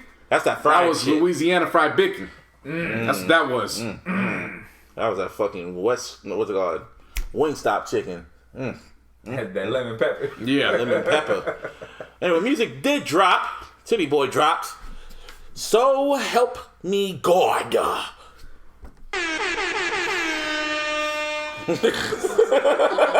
Used to be the Kanye before it turned into fucking Swish, and then it turned into fucking The Life of Pablo and shit like that. But this album, I like Titty Boy. I like 2 Chainz. I like his last album, and this one, it was cool. It was decent. Fucking Save Me with Young Boy Never. What's it? Young Boy Never Scared, right? Young boy never broke again. Never Broke Again. Same shit. Nowhere near the same know, shit, right? but alright, bro. My bad. And then I liked what's it called? Go For That featuring Ty Dolla $ign. That shit was smooth as hell. Oh, that shit was fucking fire. Yeah. Great use of a sample. Yes. Feel Away featuring Kanye. Got Kanye rapping like old Kanye a little bit. We already heard Quarantine Trick. Ziploc with Kevin Gates. Kevin Gates can rap his fucking ass off. Yes. Lil Uzi Vert, man, on Free Lighter. If he's on a feature, I fuck with it. Shit's dope. Southside Hove, I guess he really wanted Jay-Z on this record supposedly, and he just said, it's never gonna happen. So, yeah. Again, Rick Ross is on a feature spear this whole fucking year. If a rapper album comes out, you know Rick Ross is gonna be on the shit. Somehow, somewhere as a feature. I'm like, I guess. But overall, this album was smooth. Smooth. I ain't really vibe with it.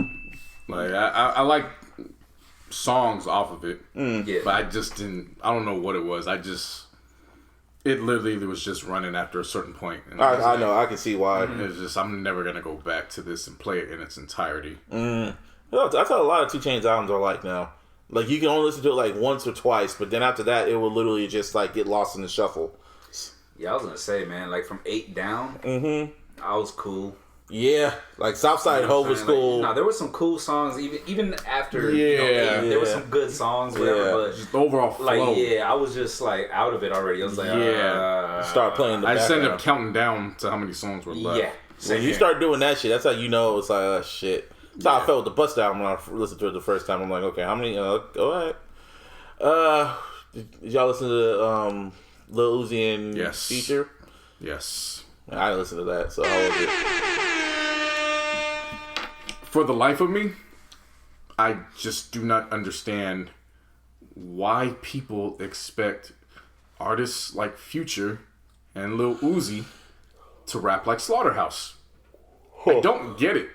And it's so funny at this point. It's not even a matter of getting into conversations with people. This is a matter of, this is your fault. Why are you expecting that? People were actually saying that shit? Yeah. I thought Oh, people hip-hop. loved it. It's hip-hop heads. And I thought people loved the shit. Like, hip-hop heads, just, you know how that goes. I'm a traditionalist. I stay to the core values and all that. And it's like... those niggas. Trapped in the 90s niggas. You grading this shit. These niggas is all about melodies and rhythm and swag. Like, this seriously.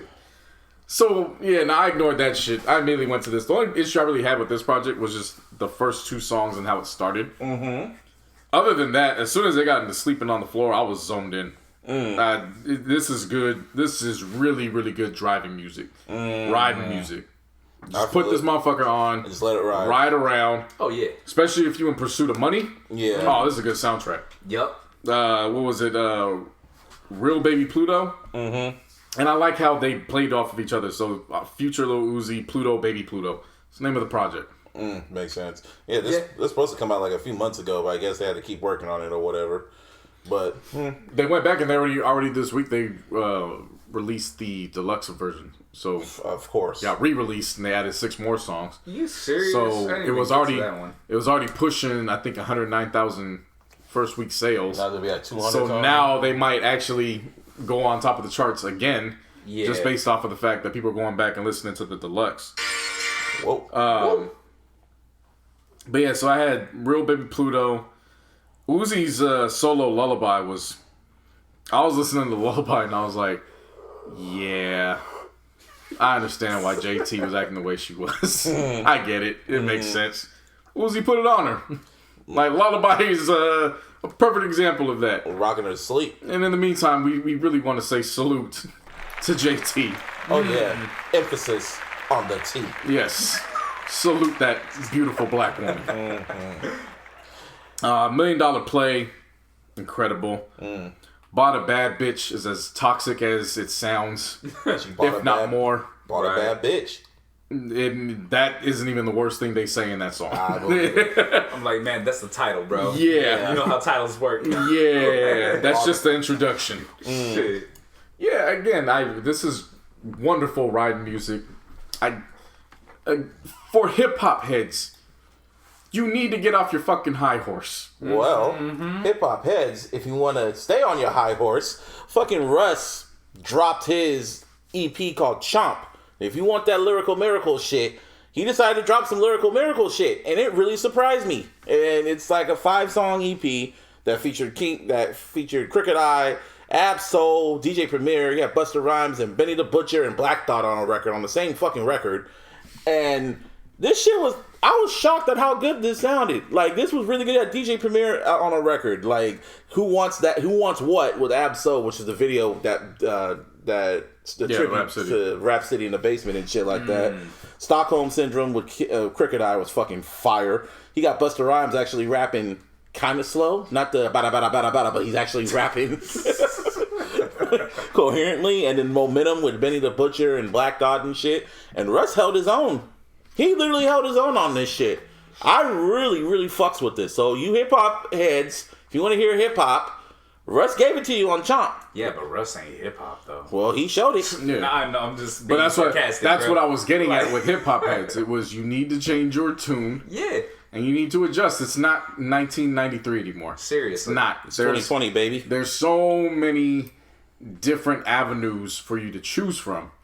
And it's not going to sound like 1993. And you know what? That's fucking okay. fine. It's okay. Yeah, it's totally fine. Want to know why? Because it's not 1993. Yeah, it's not. Come on. Times have changed. Get with it. Now, is there any more music? Hell yeah. Masego. Wow. Studying Abroad, the EP. Again, I tried to tell people about Masego when it came to Kalani's project. Oh, yeah. And that motherfucker didn't even say one word. He just blew on the sax. Went on the sax and did that tear. He's been on several other projects. This is just a sampler. Literally, it says it's 6 tracks. And he's like, it says in the title, Studying Abroad EP. Nah. So that's all he said. 6 tracks, 17 minutes. Some of them, I think 2 of them are less than a minute because it's just, they're technically interludes, but they're not listed as interludes. Okay, gotcha. And then on top of that, he broke it down that Studying Abroad is supposed to be taken as a double entendre. Oh, yeah. And again, you laughed at the beginning of the year, not in a bad way, but when I was telling you, yo, Don Toliver's on Eminem's album, you're like, all right, stop fucking around. No, that was for when I saw fucking, what's his name? Juice WRLD. Okay. By the way, that 2020 started off with that in terms of that's an odd pairing. Mm-hmm. But it just continued to work. Yeah. Then we saw Don Toliver with Nas. That's an odd pairing. But that works. Who's he at? Not only is this not the same as those in terms of this is an odd pairing, it's not an odd pairing.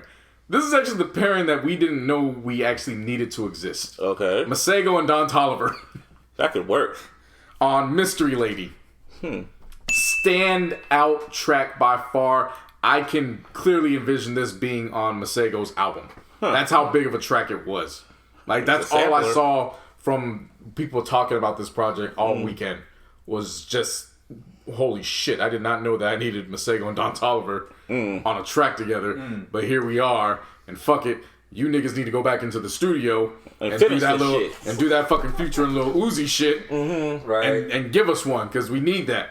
I need that. Yeah, I heard that and I was like, bruh, facts. All of that, all of it, everything. Yeah, shit.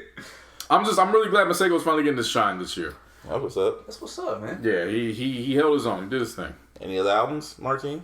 Nah, actually, it's been a quiet week for the Bay. You know what I'm saying? But, yeah, I feel it. Well, there is somebody that's dropping on Hove's birthday. That nigga Simba. Really? Yes. Yeah, that boy's getting a lot of buzz now. I mean, he's been slowly building buzz over the years, especially like the last year or two. He's really got a buzz now. Like Meek Mill giving him a co-sign and other folks. But he was on what? LA's Power 105 and dropped on the LA Leakers. Yeah, really, really fire freestyle. It was as if the microphone turned on and his eyes rolled in the back of his head. The Undertaker. And he just spazzed the fuck out for almost 2 minutes. Yeah. He has after a while, I just put my phone out. I was like, I'm not even listening to this anymore. I'm like, they're just pointless. Yeah, that boy's the niggas. Now this is overkill to the overkill. Yeah, wow. He's in the Antioch too, an Antioch head. Yeah, and he has an album. I forgot what the title of the album is, but it's dropping next month. Yeah, he got the single with 2 Chainz. It's doing good. This was so good that it caught LeBron's attention, and LeBron put it up on his IG story. Wow. Yeah, Simba's been catching a lot of noise lately, man. I remember posting him on Go There back in the day. To tell y'all how dope Simba is Prince Soul's favorite rapper. Yeah, he could spit. Simba's fucking dope. Has always been dope. Yeah. Like, but just to see him on LA Leakers doing that. He's been hustling. Right. He's been working. And having niggas like Reason jump in the comments like, oh, no, this is different. Meek Mill co-signed him. Meek Mill's been co-signing him and shit. Yeah. So. Yeah, he's being... Shit, he had Jamie Foxx in the studio. Yeah. See, like I said, he's been Jamie Foxx was just listening to some of his music. Jamie Foxx was like, nigga. So y'all need to watch out for that boy, man. Yeah. And that's Simba with a Y. SYMBA. Not the SI.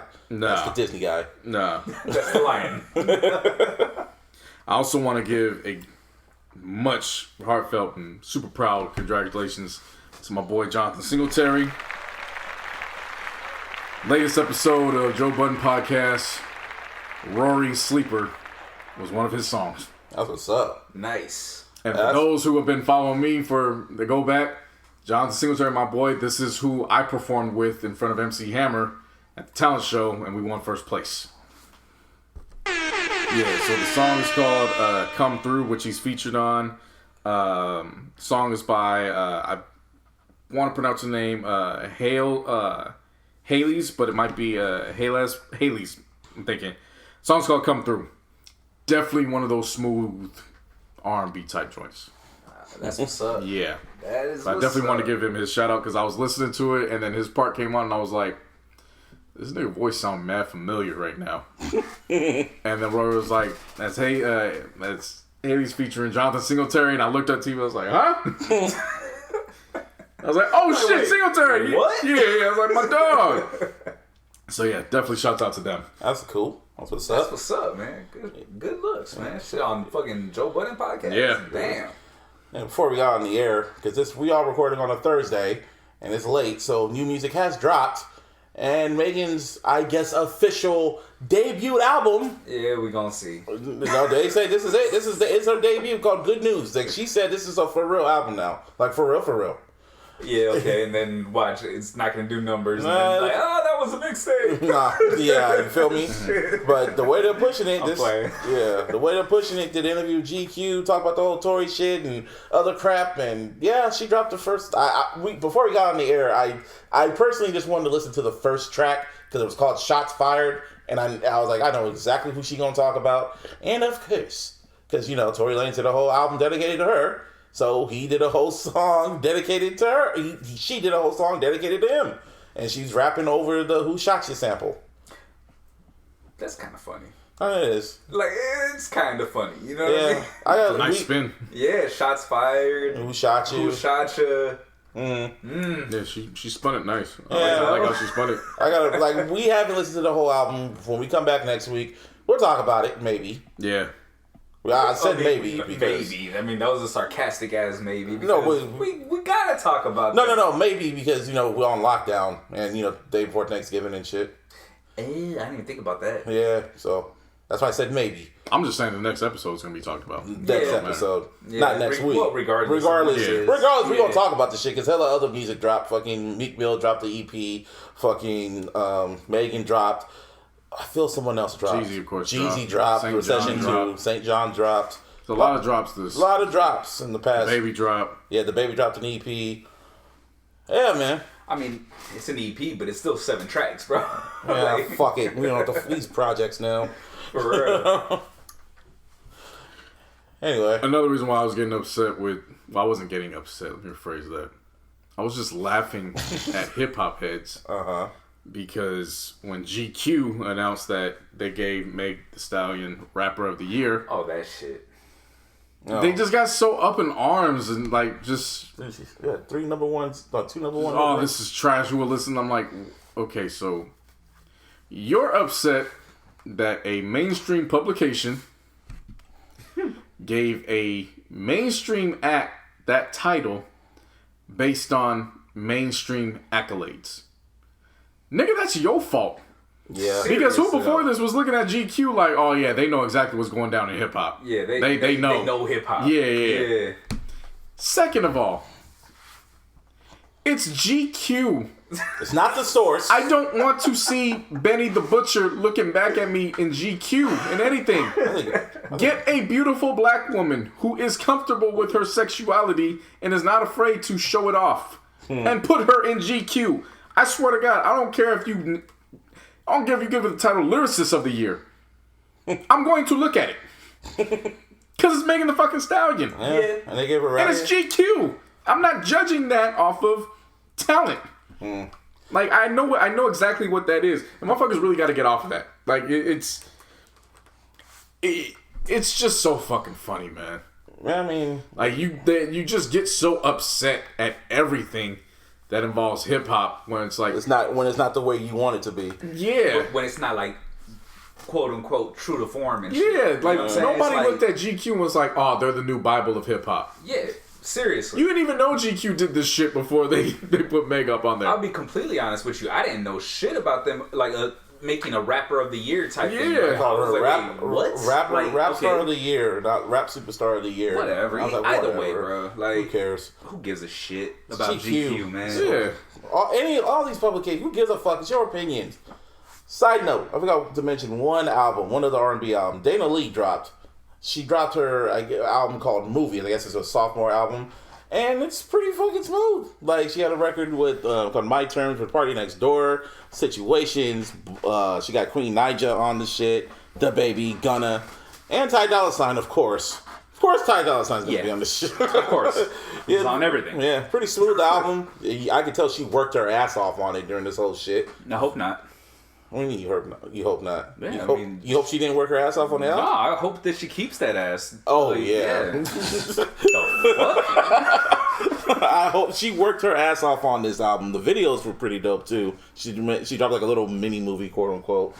But yeah, Dana Lee, man, that's pretty cool. Movie. You know, it's a fucking movie. Why do niggas say that shit when they go to the club? It looks like a movie in here, bro. Because when you do it right, it does look like a movie. Because when you what? When you do it right, it does look like a movie. But niggas start saying it the same way they start throwing classics out. Yeah. So when somebody says, yo, my album's a classic, and if they actually have the substance to do it, we respect it. But when random niggas just say that, it's like, okay, now you oversaturating the game with shit that don't apply. Last time, the same thing. It's not classic. Dope Boys, I'm pretty, would imagine some high profile figures were saying, yo, this is a movie. And then everybody wanted to copycat. And they was like, yo, this is a movie. But they just be standing around the tables and not doing nothing and not talking to anybody while the niggas that created the term was really living a fucking movie. Right. I kind of lived that moment because I remember Anonymous took me to this Halloween party out in Frisco, and he had VIP tables, so we literally walked right past security and walked in the shit. It was like the fucking beginning of Belly. That's all I needed. I had a fucking Jamaican mask on. No, not Jamaican like braids and fucking a Jason mask, and we were all just walking. You damn near just having a slow motion damn near. His boy was like dropping like pouring bottles out like and bitches twerking. And I was like, damn, this is like a movie. Shit, it's like Belly in slow motion, but it was like in fast motion. But it should have been in slow motion. So you just answered it yourself. What? Why do niggas say it's like no, but it just popped in my head. There you go. but you gave another example of why niggas say it, and then it's like the complete opposite. I gave an example of actually living it, and it's like, oh shit, this is like a movie. It's no different from when just anything that we've learned in hip hop culture.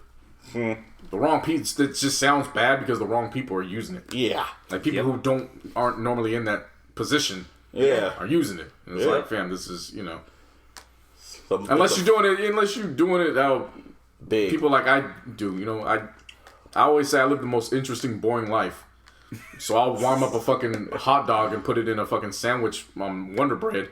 And I'll be like, it's a lituationship.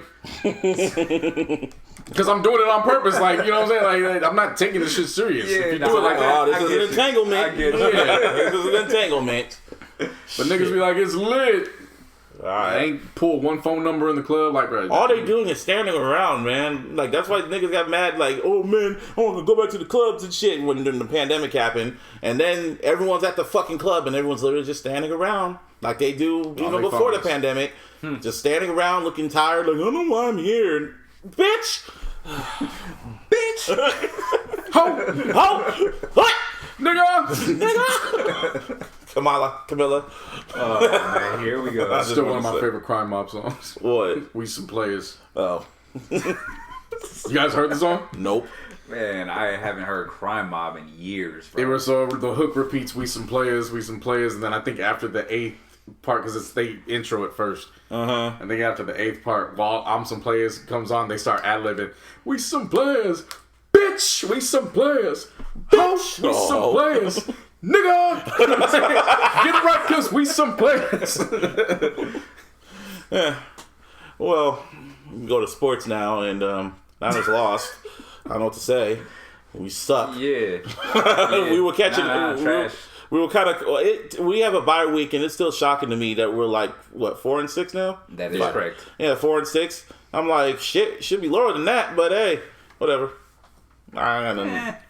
And then everyone else was 6-3, but now it's the Seahawks again, and they're 7-3. And the only reason why y'all 7-3 is because we're not healthy. That's all that matters. Y'all can enjoy it. Y'all don't have no crowd anyway. That's not the reason. I'm just being mad. Let me go. Just let me go. He's salty, bro. I'm salty. Let me be salty. Let me be salty. Just leave me alone. You can, but that just... Just let me be salty. I'm not, because you just contradicted yourself from a while ago. It has to contradict itself. I'm being salty for a reason, because I'm angry, okay? I fucking hate the Seahawks. All right, cool. You have to hate them, too. I don't have to do shit. Nigga, you're part of the fucking faithful. You have to be unfaithful in them. Nigga. That ain't in my manual. Shit. You be salty for the both of us. Meanwhile, week 10 was probably the best week of football so far this season. Every fucking game seemed like it was must-see TV. Yeah, it was.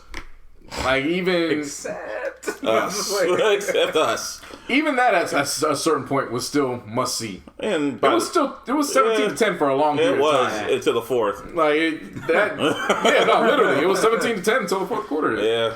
So, that was a good game in itself. that Cardinals and Bills game might be game of the year. Yeah. Shit. And I say that after we just got done watching Thursday Night Football. Mm-hmm. And that one might be in contention for game of the year because of just what happened. But the way that game ended, first of all, last Sunday on Week 10, they had 2 witching hours. Huh. Because the Masters was going on. Mm-hmm. So there was a certain wave of games that had to start past the 9 o'clock hour because CBS was showing the Masters. So while one wave of games in the morning had the witching hour, as soon as the afternoon game started, there was still that last wave of games that was just approaching the witching hour. So when that ended, everything in the afternoon games was popping, and then there was like 6 afternoon games. Huh. God damn. So it was just witching hours nonstop. And just, Week 10 was an incredible week for football. But then, again, going back to the Cardinals and Bills, just when you think that game was over, when Josh Allen hits Stephon Diggs for the touchdown, Kyle Murray's like, yeah, I'm falling backwards. Oh, yeah. I'm on my back foot, and I'm just going to heave it. Yeah. Fuck it. Hopkins up there somewhere. And then he made a pretty much. No, that was his tweet. Yeah, he's like, shit, Hopkins around there somewhere. Fuck it. Just threw it in the air. Shit, and I'm watching, and I'm like, first in my mind, I'm like, please let it be Kirk. Because your fantasy. Yeah. And then it was like, well, I still got Kyler, so whoever catches it, I'm cool. It doesn't matter. Just catch it. Yeah. And then when Hopkins came down with it, I was like, please hold on to it. Please hold on. And then he waved his hands up, and I was like, we in this bitch. It's a lituation shit. Here we go. Wow, bro. But that shit was incredible to see. Yeah, that even though like the picture of it, of them all in the air and he has the ball and everyone's hands on the ball, looks like it's art. It really looks like art. It looked like a Nike commercial, Nike ad. That picture looked crazy. Yeah. I wouldn't even call it. Well, I mean, I guess you could go Nike ad, but it was definitely Jordan. Whoever took that picture needs Definitely a raise. Jordan. Because to get it at that moment, just to take those pictures and I bet when he took that picture, he was like, "Oh, I'm gonna make money off this." So for sure, yeah. And then motherfuckers just copied it and posted it on their social media and got more likes and views. Well, I'm just saying he's actually probably gonna get paid off that shit, but yeah. But that was incredible. Mm-hmm. Hands down, and then Martin, I kept saying with the DK Metcalf, I know it was still Cardinals and Seahawks, but all week all I kept seeing was the chase down. That's all they kept showing on all sports was the chase down play. Wait, who did he do that against? Was it against the Cardinals? Yeah. Oh, okay. Yeah, that makes sense. So I mean, granted, it was that makes sense. But that's what I was saying. The plays, it wasn't gonna go away. You don't keep showing that guy's damn play, especially because it's done now. No, it's done. They gonna keep showing that play unless they meet up in the playoffs or they have like the end of the year wrap up type shit. That play is done. That play's gonna keep coming up because remember they announcing Pro Bowls and because they're not playing the Pro Bowl. Oh yeah, that shit's fucking weird. It shouldn't play. Well, who watches it? Do you watch the Pro Bowl? I do, but I'm gonna be honest with you, I don't like pay attention like I normally would. I just put it on the background so there's something wrong. I don't even watch it at all. I'll be like, get the fuck. To me. Well, that's you. It's the last week of football with all those players. Yeah. That's the way I've always looked at it. Like, oh, this is the last game. All right, fuck it. Yeah. Just put it on at least. Right. We missed it last week too, but halftime Super Bowl show is gonna be COVID and cocaine. Able. Weekend, dog. And they're gonna have fans in there. 20%. Hey, man. 20%. Yeah. 20%. No different than what we're seeing right now. Yeah. Again, that's why I go to Kansas City or Dallas. Oh yeah. Yeah. That's why that shit don't move me. I'm already seeing it. Yeah. And to the point where the NFL has to redo their fucking protocols because the numbers increased from last week when I told you they were up. Mm-hmm. It's like up to, I think, 140 something from November 1st up until the 14th. Damn. In terms of positive tests. So they got to redo all the shit. Damn. So we don't see how that plays out. Yeah, pretty much. Meanwhile, business is booming in the NBA. Draft day, baby. Shit. Oh, long before draft day. That. Oh, yeah. They announced how all that shit was going to play out. Of course, last week we were talking about free agency and how that was going. We completely forgot about the announcement of trades. Oh, yeah. They opened that motherfucker up on Sunday. Yeah. I went and got that damn blazing. I went and got that damn Xbox, and as I'm driving back, I'm like looking at it as cradled in the seatbelt, and all of a sudden my phone zing, zing, zing, zing, zing. Because the night before I was like, well, I guess it's time to ring the bell on Shams and Woj, because I need those updates.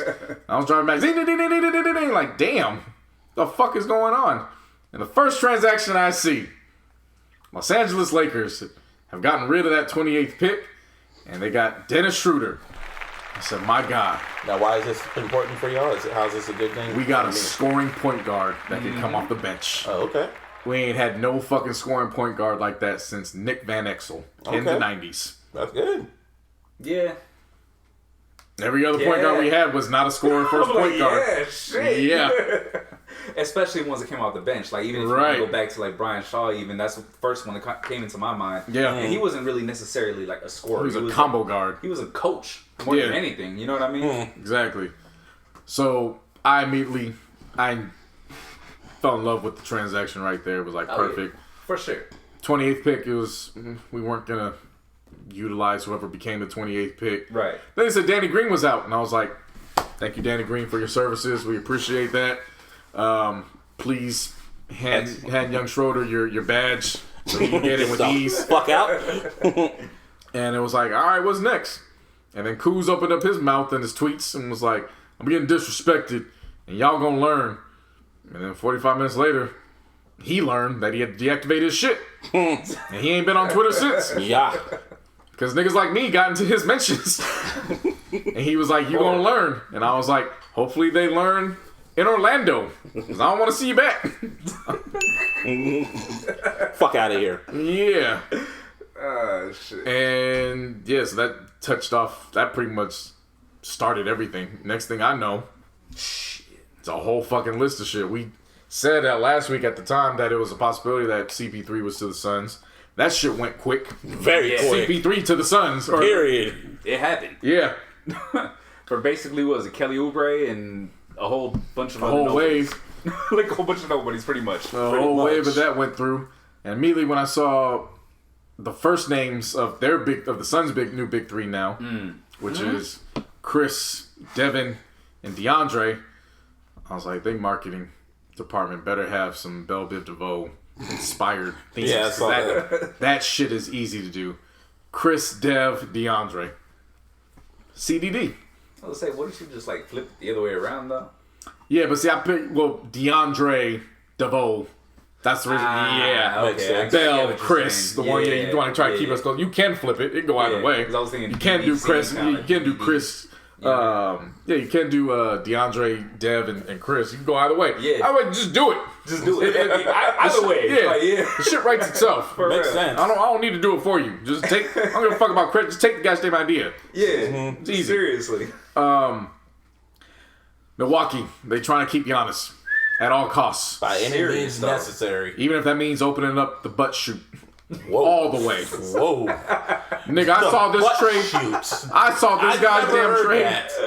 The butt shoots. God damn, bro. I saw this damn trade and I said, it is shoots and ladders and the Bucks is wide open. Yeah. Yeah, you ain't lying, bro. Yeah. Drew Holiday's a great player. Yeah. Do not get it twisted. No, not at all, man. Drew Holiday is not on the same level as Anthony Davis. Nah. And the Bucks gave the Pelicans the same deal that the Lakers gave the Pelicans last year for Anthony Davis to get Drew Holiday. Wow. Yeah. They gave him Bledsoe, Hill, which they gonna do what they're gonna do. They're on, I think, at least Hill's on an expiring contract. Yeah, I'm pretty Then they sure gave him George three is. first-round picks. 3 of them. Then they said, okay, and then when it's not those picks, over the next 2 drafts, however that goes, you can swap picks with us if our pick is better. Wow. So they basically gave them control of 5 picks for Drew Holiday. Which makes no fucking sense. None. At all. They just want to keep Giannis. That's all they want to It do. don't matter though, bro. Like, Drew in Milwaukee makes sense. And that's yes. fine. Yeah. What they gave to get Drew in Milwaukee, Hell nah. I just don't understand. I don't get it. Remember when they were saying we gave up too much for Anthony Davis? Well, it all worked out. Yeah. No, I'm saying, like, they said we gave up too much for him. Yeah. He's one of the fucking greatest players in the league. Generational Makes talent. sense. You know what I'm saying? Like top 5. Period. Makes sense. Drew Holiday is not that. And all. I'm not knocking Drew Holiday. Like I love his game. Like dude could ball, man. But he's not a generational talent. No. Well, nowhere near it. Well, speaking of that, man. I mean, speaking of generational talent, fucking Klay Thompson, man. Before we get there, because we're not done. Well, transactions. All right, go on. More transactions. More. You gotta get your brother away from rooting for Sacramento. You got to. Oh man. Because they fucking up the game for everybody once again, just by being the Sacramento Kings. So a report came out after this trade. Got nothing. That Bogdanovich had agreed to a signing trade to Milwaukee. First when I saw the report, I was like, "Yeah, that actually makes sense. It works." Yeah, for sure. Until there's one minor detail that can't go under the rug.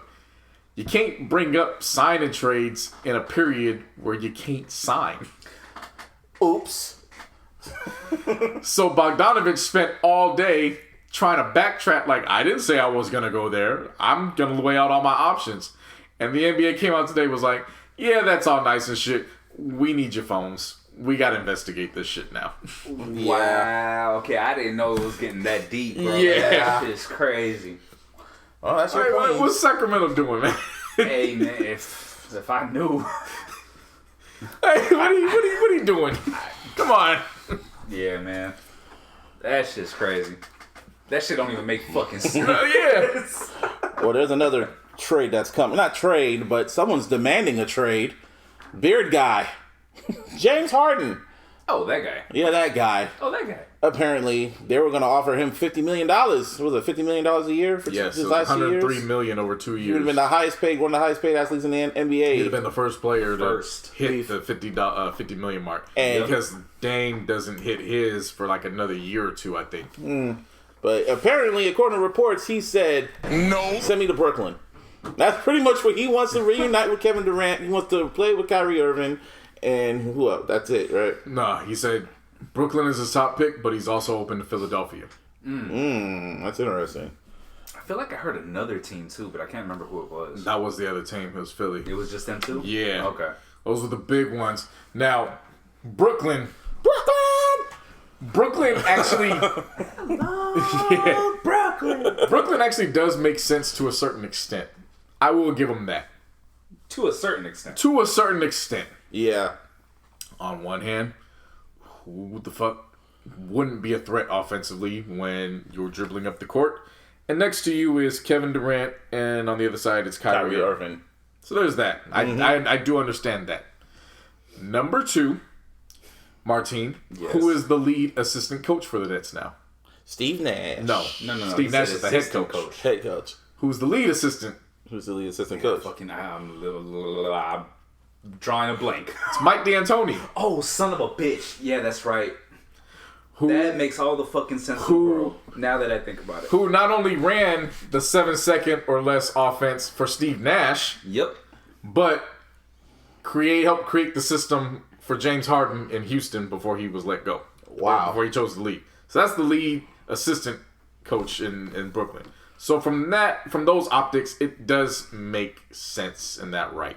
Now, but a big old butt was coming. What doesn't make sense when factoring in all this, personality-wise, it's just a shit show waiting to happen. It's either gonna go really good or it's going to be a disaster. No in between. And I'm leaning on the disaster because Kyrie out here talking about they ain't got no coach. But clearly I just named 2 coaches. It's Steve Nash's first year. Yeah. Like, he's a first-year coach that's going to have to be in charge of all of this. Yeah.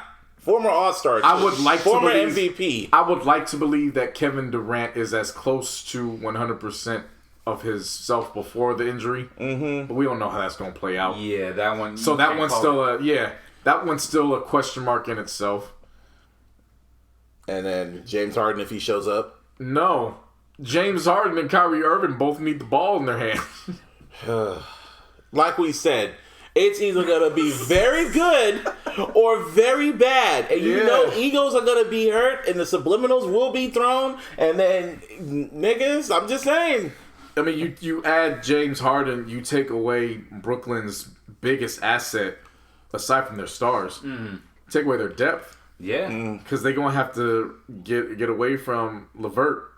They have to get away from Dinwiddie. They have to get rid of Allen. Yeah. Allen's the prototypical center these days in this game. Yep. So you won't lose them right off the jump.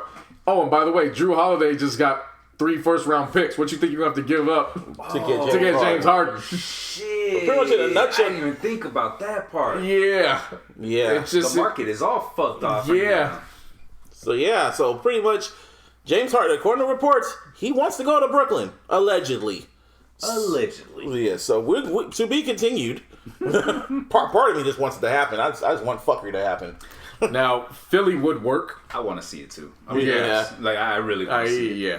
Philly would work because they've just done recent deals. So, of course, to get Schroeder, we traded Danny Green to OKC. But then OKC did a deal with Philly, and Philly got rid of Al Horford's contract. Sent him to OKC. Danny Green is there. Doc Rivers being Doc Rivers. Hey, man, we got to follow my game plan. I need a relative to play on my team. So then they trade for his son-in-law, Seth Curry. Yep. And now he's a shooter on the squad. And I think they got one more shooter. So even if they had to give up Ben Simmons to go get James Harden, it still works. You had Harden, you got Embiid, and they just added 3 shooters around. So that does work. Yeah, it does. And Daryl Morey. See, that's why Philly and Brooklyn, they make sense. Yeah. Because James Harden would be going to either place. About Daryl Morey. Yeah. God damn. He'd be going to either place where they have the old Rockets head coach or the old Rockets GM, who's now president of basketball operations out in Philly. That's fucking crazy. Yeah. So like we said, we gonna see. It's gonna be interesting. When people listen to this fucking podcast, the horn's gonna be raised. And it's gonna be blows bombs all fucking day. I mean, For sure. You already know how this podcast is. When we speak shit into that mic, it always manifests. Somehow, some way, it manifests. So stay tuned. We gonna see. We're gonna see. Get ready. Now, Before the draft happened. Man, no matter if you're a fan of the Warriors or not, especially this player, this is fucked up. Klay Thompson was practicing, and I guess somewhere in SoCal, and I guess he landed the wrong way and tore his Achilles. Yeah, He's been gone I did not like that news at all. Tore his ACL back in 2018. Was it 19? 2019, in the finals. right? In the finals, 2019. Yeah. Tore his Achilles, tore his ACL. It was all healed up. And then he missed the majority of the fucking. No, he missed all the season. He missed all of this entire season. He missed the entire season. Yeah. Got healed up. Was practicing. About to get ready. Draft was literally hours away, and then tore his Achilles, and he's out for this year. He's gonna miss 2 seasons worth of basketball, and that is trash. If you're a Warrior fan or not, like that is trash. Yeah, it sucks.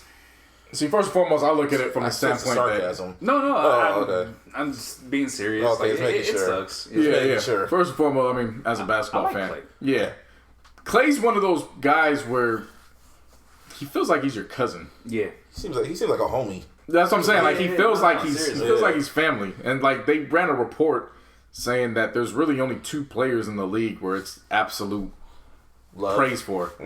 It's Klay Thompson and it's Derrick Rose. I believe that. So they said nobody says anything bad about those 2 guys. So that was tough. Him being, his affiliation with the Warriors, obviously as a player, but for Lakers fans, him being a Lakers kid, because of his father, Michael Thompson, who is still with the organization doing play-by-play on the radio. Yep. That hit because that sucks on that end. Yeah.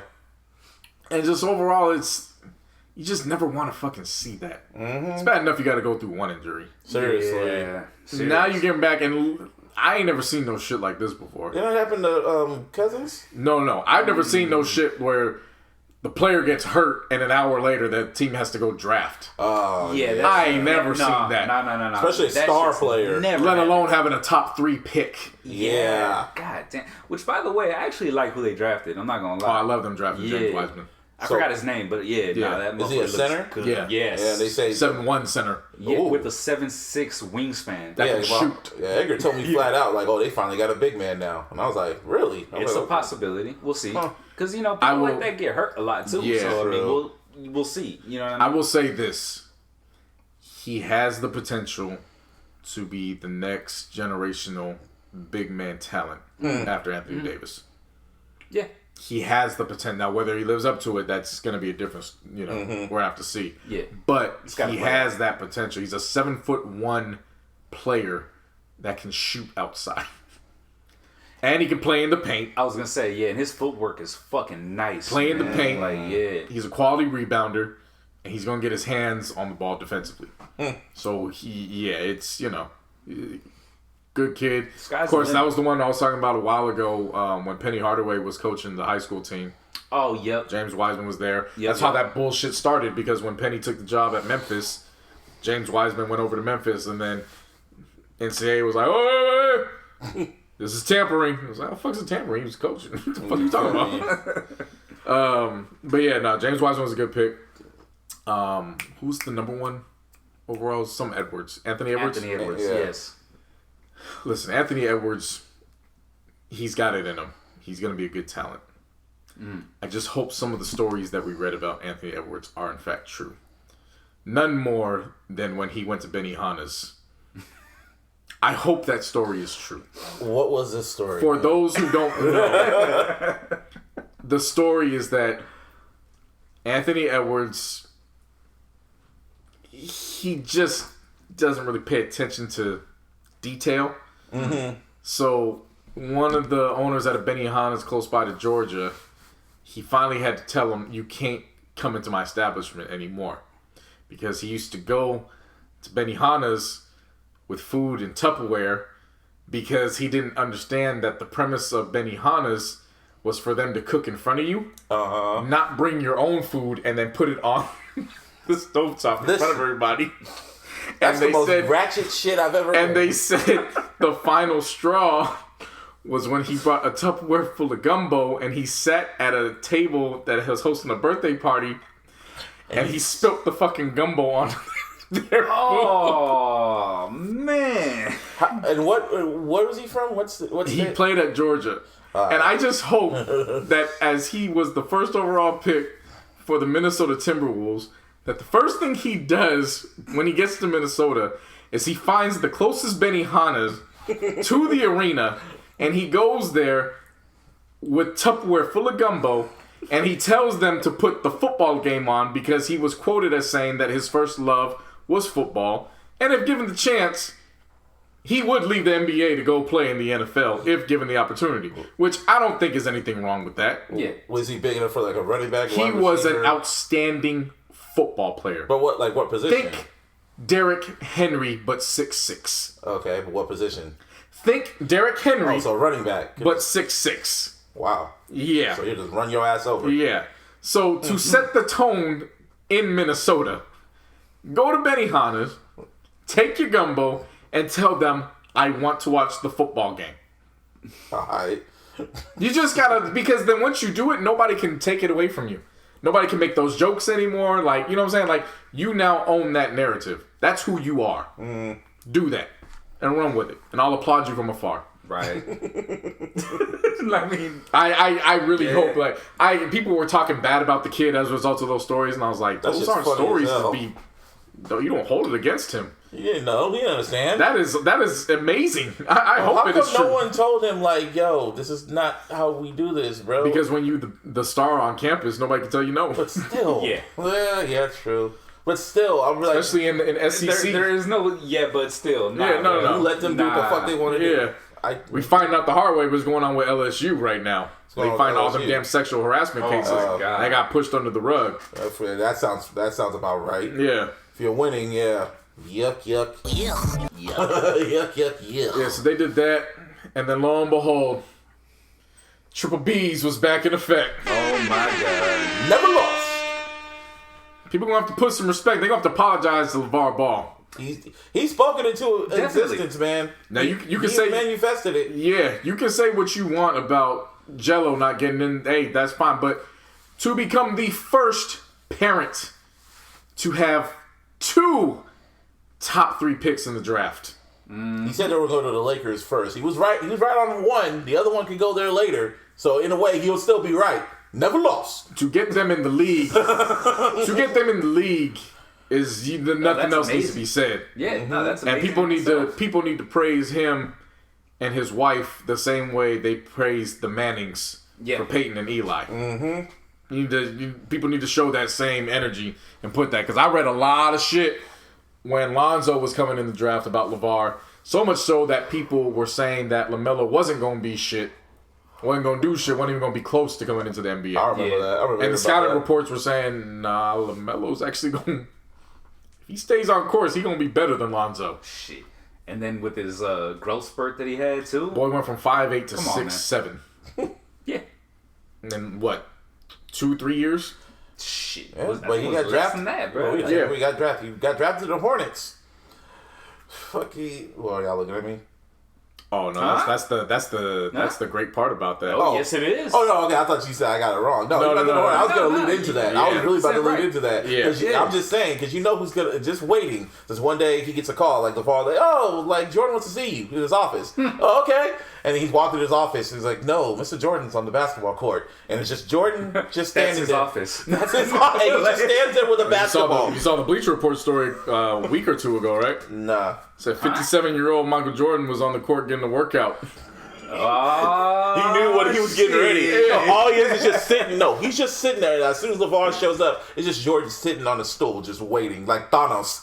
Sitting like Thanos from Endgame. And all he says is just, check. That's all he says. I just want to ask you guys: Ah, man. is there any price point that you will say no to if they put that one-on-one on pay-per-view? I'll watch that shit. I'll pay for I'll that. watch that I'll shit. pay for that. But I'm saying is there a price point where you're just like, that price is just too high for me? Nigga, I'll just won't stream do it. it. Oh, I mean, yeah, no, if we're talking about allegedly streaming isn't an option. Yeah, wink. But wink. But I'm asking for a price point because $50. Man, what are they going up to? Fam, if they said it's $100, I'm cashing out. That's twice. kind of what I was thinking. I'm doing it twice. yeah, I'm putting it on one. I don't know I'm putting it about on one TV. I'm putting it on another gosh damn TV. Like, I'm bouncing back yeah. and forth between You know, the Jordan, he likes taking shit. $100. That was like what I was initially thinking. You know what I'm saying? But like, what are they playing up to? Because I mean, if they're going to 21 and it's a one-on-one, yeah, I'll put 200 down. I'll say they run 3 games of 11. Oh, bro, I'm in. Like, And you know, Jordan just waiting for that. All he's saying is like, oh, your kid doing well. Your kid doing well. But if you win, he will get the right contract. If he doesn't, I'll give him whatever. He's going to be praying for free. Pray for your freedom. Yeah. Oh, shit. Jordan. I just saw that and I was like, this is wonderful. If y'all don't know, This is an ultra light beam. if y'all don't know, LeVar Ball said that he could take on Jordan one-on-one if he could. Oh, they know. I'm just reminding people. They know. I'm just reminding people. Well, I'm saying, to even the if people. you don't get reminded, they all saw the draft. They, like, even if you didn't watch the draft up close, you know the outcome and And the then results of it. And Lamero's gonna yell. Lamar gonna yell, beat that big ass. I'll never forget when he said that on Raw. Yeah. He said that on Raw, on live television, on the mic. Beat that nigga's ass. They got so pissed. Like, what? Can you imagine if he was at the Versus and he said that? Beat that nigga ass. And they shit. don't been. Give me what I want! And I've been Ain't no jokes no more. Very reminiscent of all them niggas getting it in Ain't over no there. And I've been What was that spot baby. called? I forgot. Fiesta. Fiesta. There you go. Yeah. Man, rest in pieces. Because I'll never understand how that show got. I will never man. forget they canceled the other venue, and I was on Facebook and they said, "Yeah, Chris Brown's gonna be at Fiesta," and I was like, I said Fiesta. I said Seven Trees Fiesta? Yeah, right? Well, someone about to get shot. That's exactly what I said. Someone about to get Oh, shot. Monterey Road? Yeah. Like, really? By the drive-in? That one? Oh, no. Oh, no. Oh, no. Yeah, Chris Brown learned, and it became a fucking meme sensation. It's forever immortalized. going. See, it's just funny. He was just all gigging. He looks over. Oh, them niggas getting it in over there. Pop, pop, oh. His face turned real quick. Yeah, he was like, oh shit. His face went from, niggas getting into, he went to a real Hunchback Notre Dame real quick. Oh, wow. Not like the Ring. It's all face distorted and shit. Oh, no, I was saying it because his shoulder hunched over. Oh, yeah. Oh, yeah. He was like, let's get out. And never do this. And I remember after TMZ reported, he's never taken those club gigs ever again. I mean, why would you, though? You gotta learn your lesson from You know that. what I'm saying? Yeah, but why did he take that? Why did he take that? Because he probably got hustled into it last minute. Yeah. That shit, and he probably thinking like, oh, San Jose's sweet. Yeah. He's been out there, because he has been out there a few times. So it's like, oh, I've been out to Santa Clara, San Jose. Fuck it. Until he probably pulled up in that venue and he saw what it was like, what the fuck? Am I in the ghetto? Oh. And then goes in the back and he's looking around at the room. Child the ghetto. Ooh, child the ghetto. Okay, I like it. This is ratchet. I like ratchetness. And then it got too ratchet. And he's like, ooh, shit, I'm going back to LA. In the hills. In the hills. Yeah. And mind my business. He has been minding his business lately. Because he owns his masters. Yeah, Taylor. Shit. Anything else? Anybody watch golf? Because the Masters went on, and that was that. I don't watch golf. The only thing I know about golf is the golf clap. Yeah, they didn't even have that. Yeah, because it's social distance. Fuck, that's right. Shit. See? Hey, that means I don't know shit about this damn sport, bro.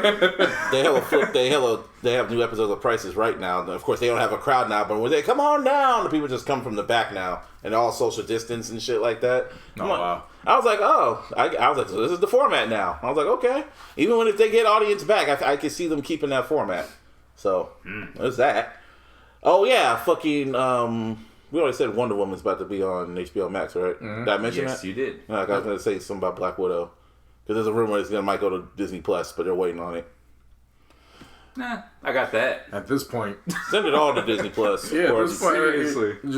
we can't wait on movie theaters right now. Yeah. So if you want to get your shit out, get it out. Let's go. Put it on these streaming apps. Motherfuckers Do going to be it. home. Mm-hmm. Hopefully there's going to be some more checks. I mean, Biden has to just get in. Coming future, you know what I'm saying? So just work that in. Let's go. Figure it out, man. Yeah. Yeah, that's it. That's it, people. Oh, boy. Burr! It is kind of burr outside, though. It is. Man, it's cold as fucking here. What the fuck you talking about? Yeah.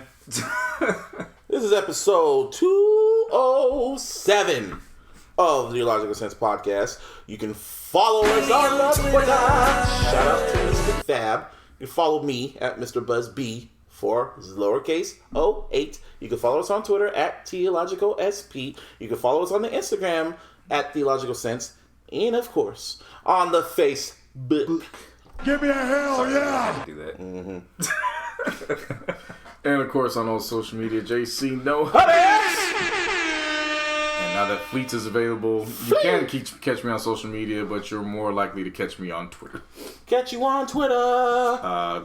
Most recent playlist is out. Enjoy that. Yup.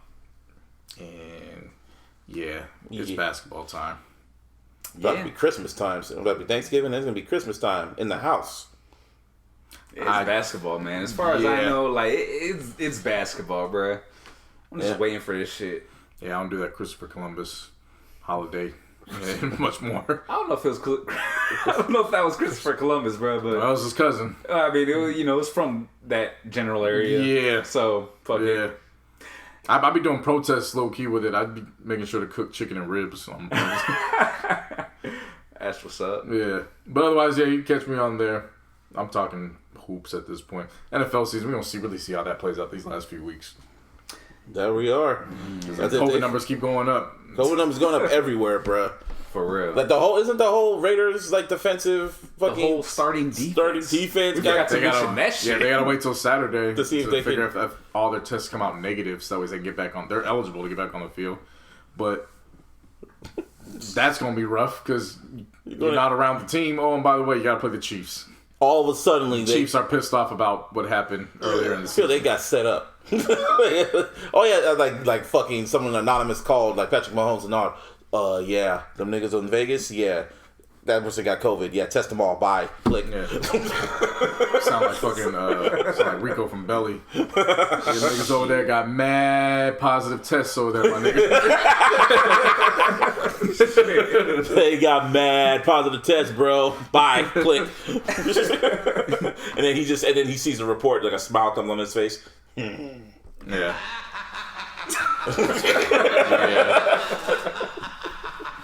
Who the hell snitch? And Patrick Mahomes just like, that's crazy. Like you said, the Raiders' offense, it is the truth. Because they beat the brakes off the fucking Broncos. They don't forget the Broncos, right? Yeah, they beat the brakes out of them. Their offense is the truth. Their defense did get better. It's funny. Right when their defense starts improving, they all get COVID. Ain't that a bitch? Yeah. Harry, you watching? Oh yeah, you can follow me at Venomous408. That's spelled VNMS408. And you can search all your digital streaming platforms. That is what it's called, right? Digital streaming platforms. DSPs. Yeah, those DSPs. Oh yeah, that shit makes it so much easier to say. You know, search Venomous, spelled VNMS. Got some new music on the way. Oh shit. It's gonna be dope. And on that note, it is late. Peace. Peace. Peace.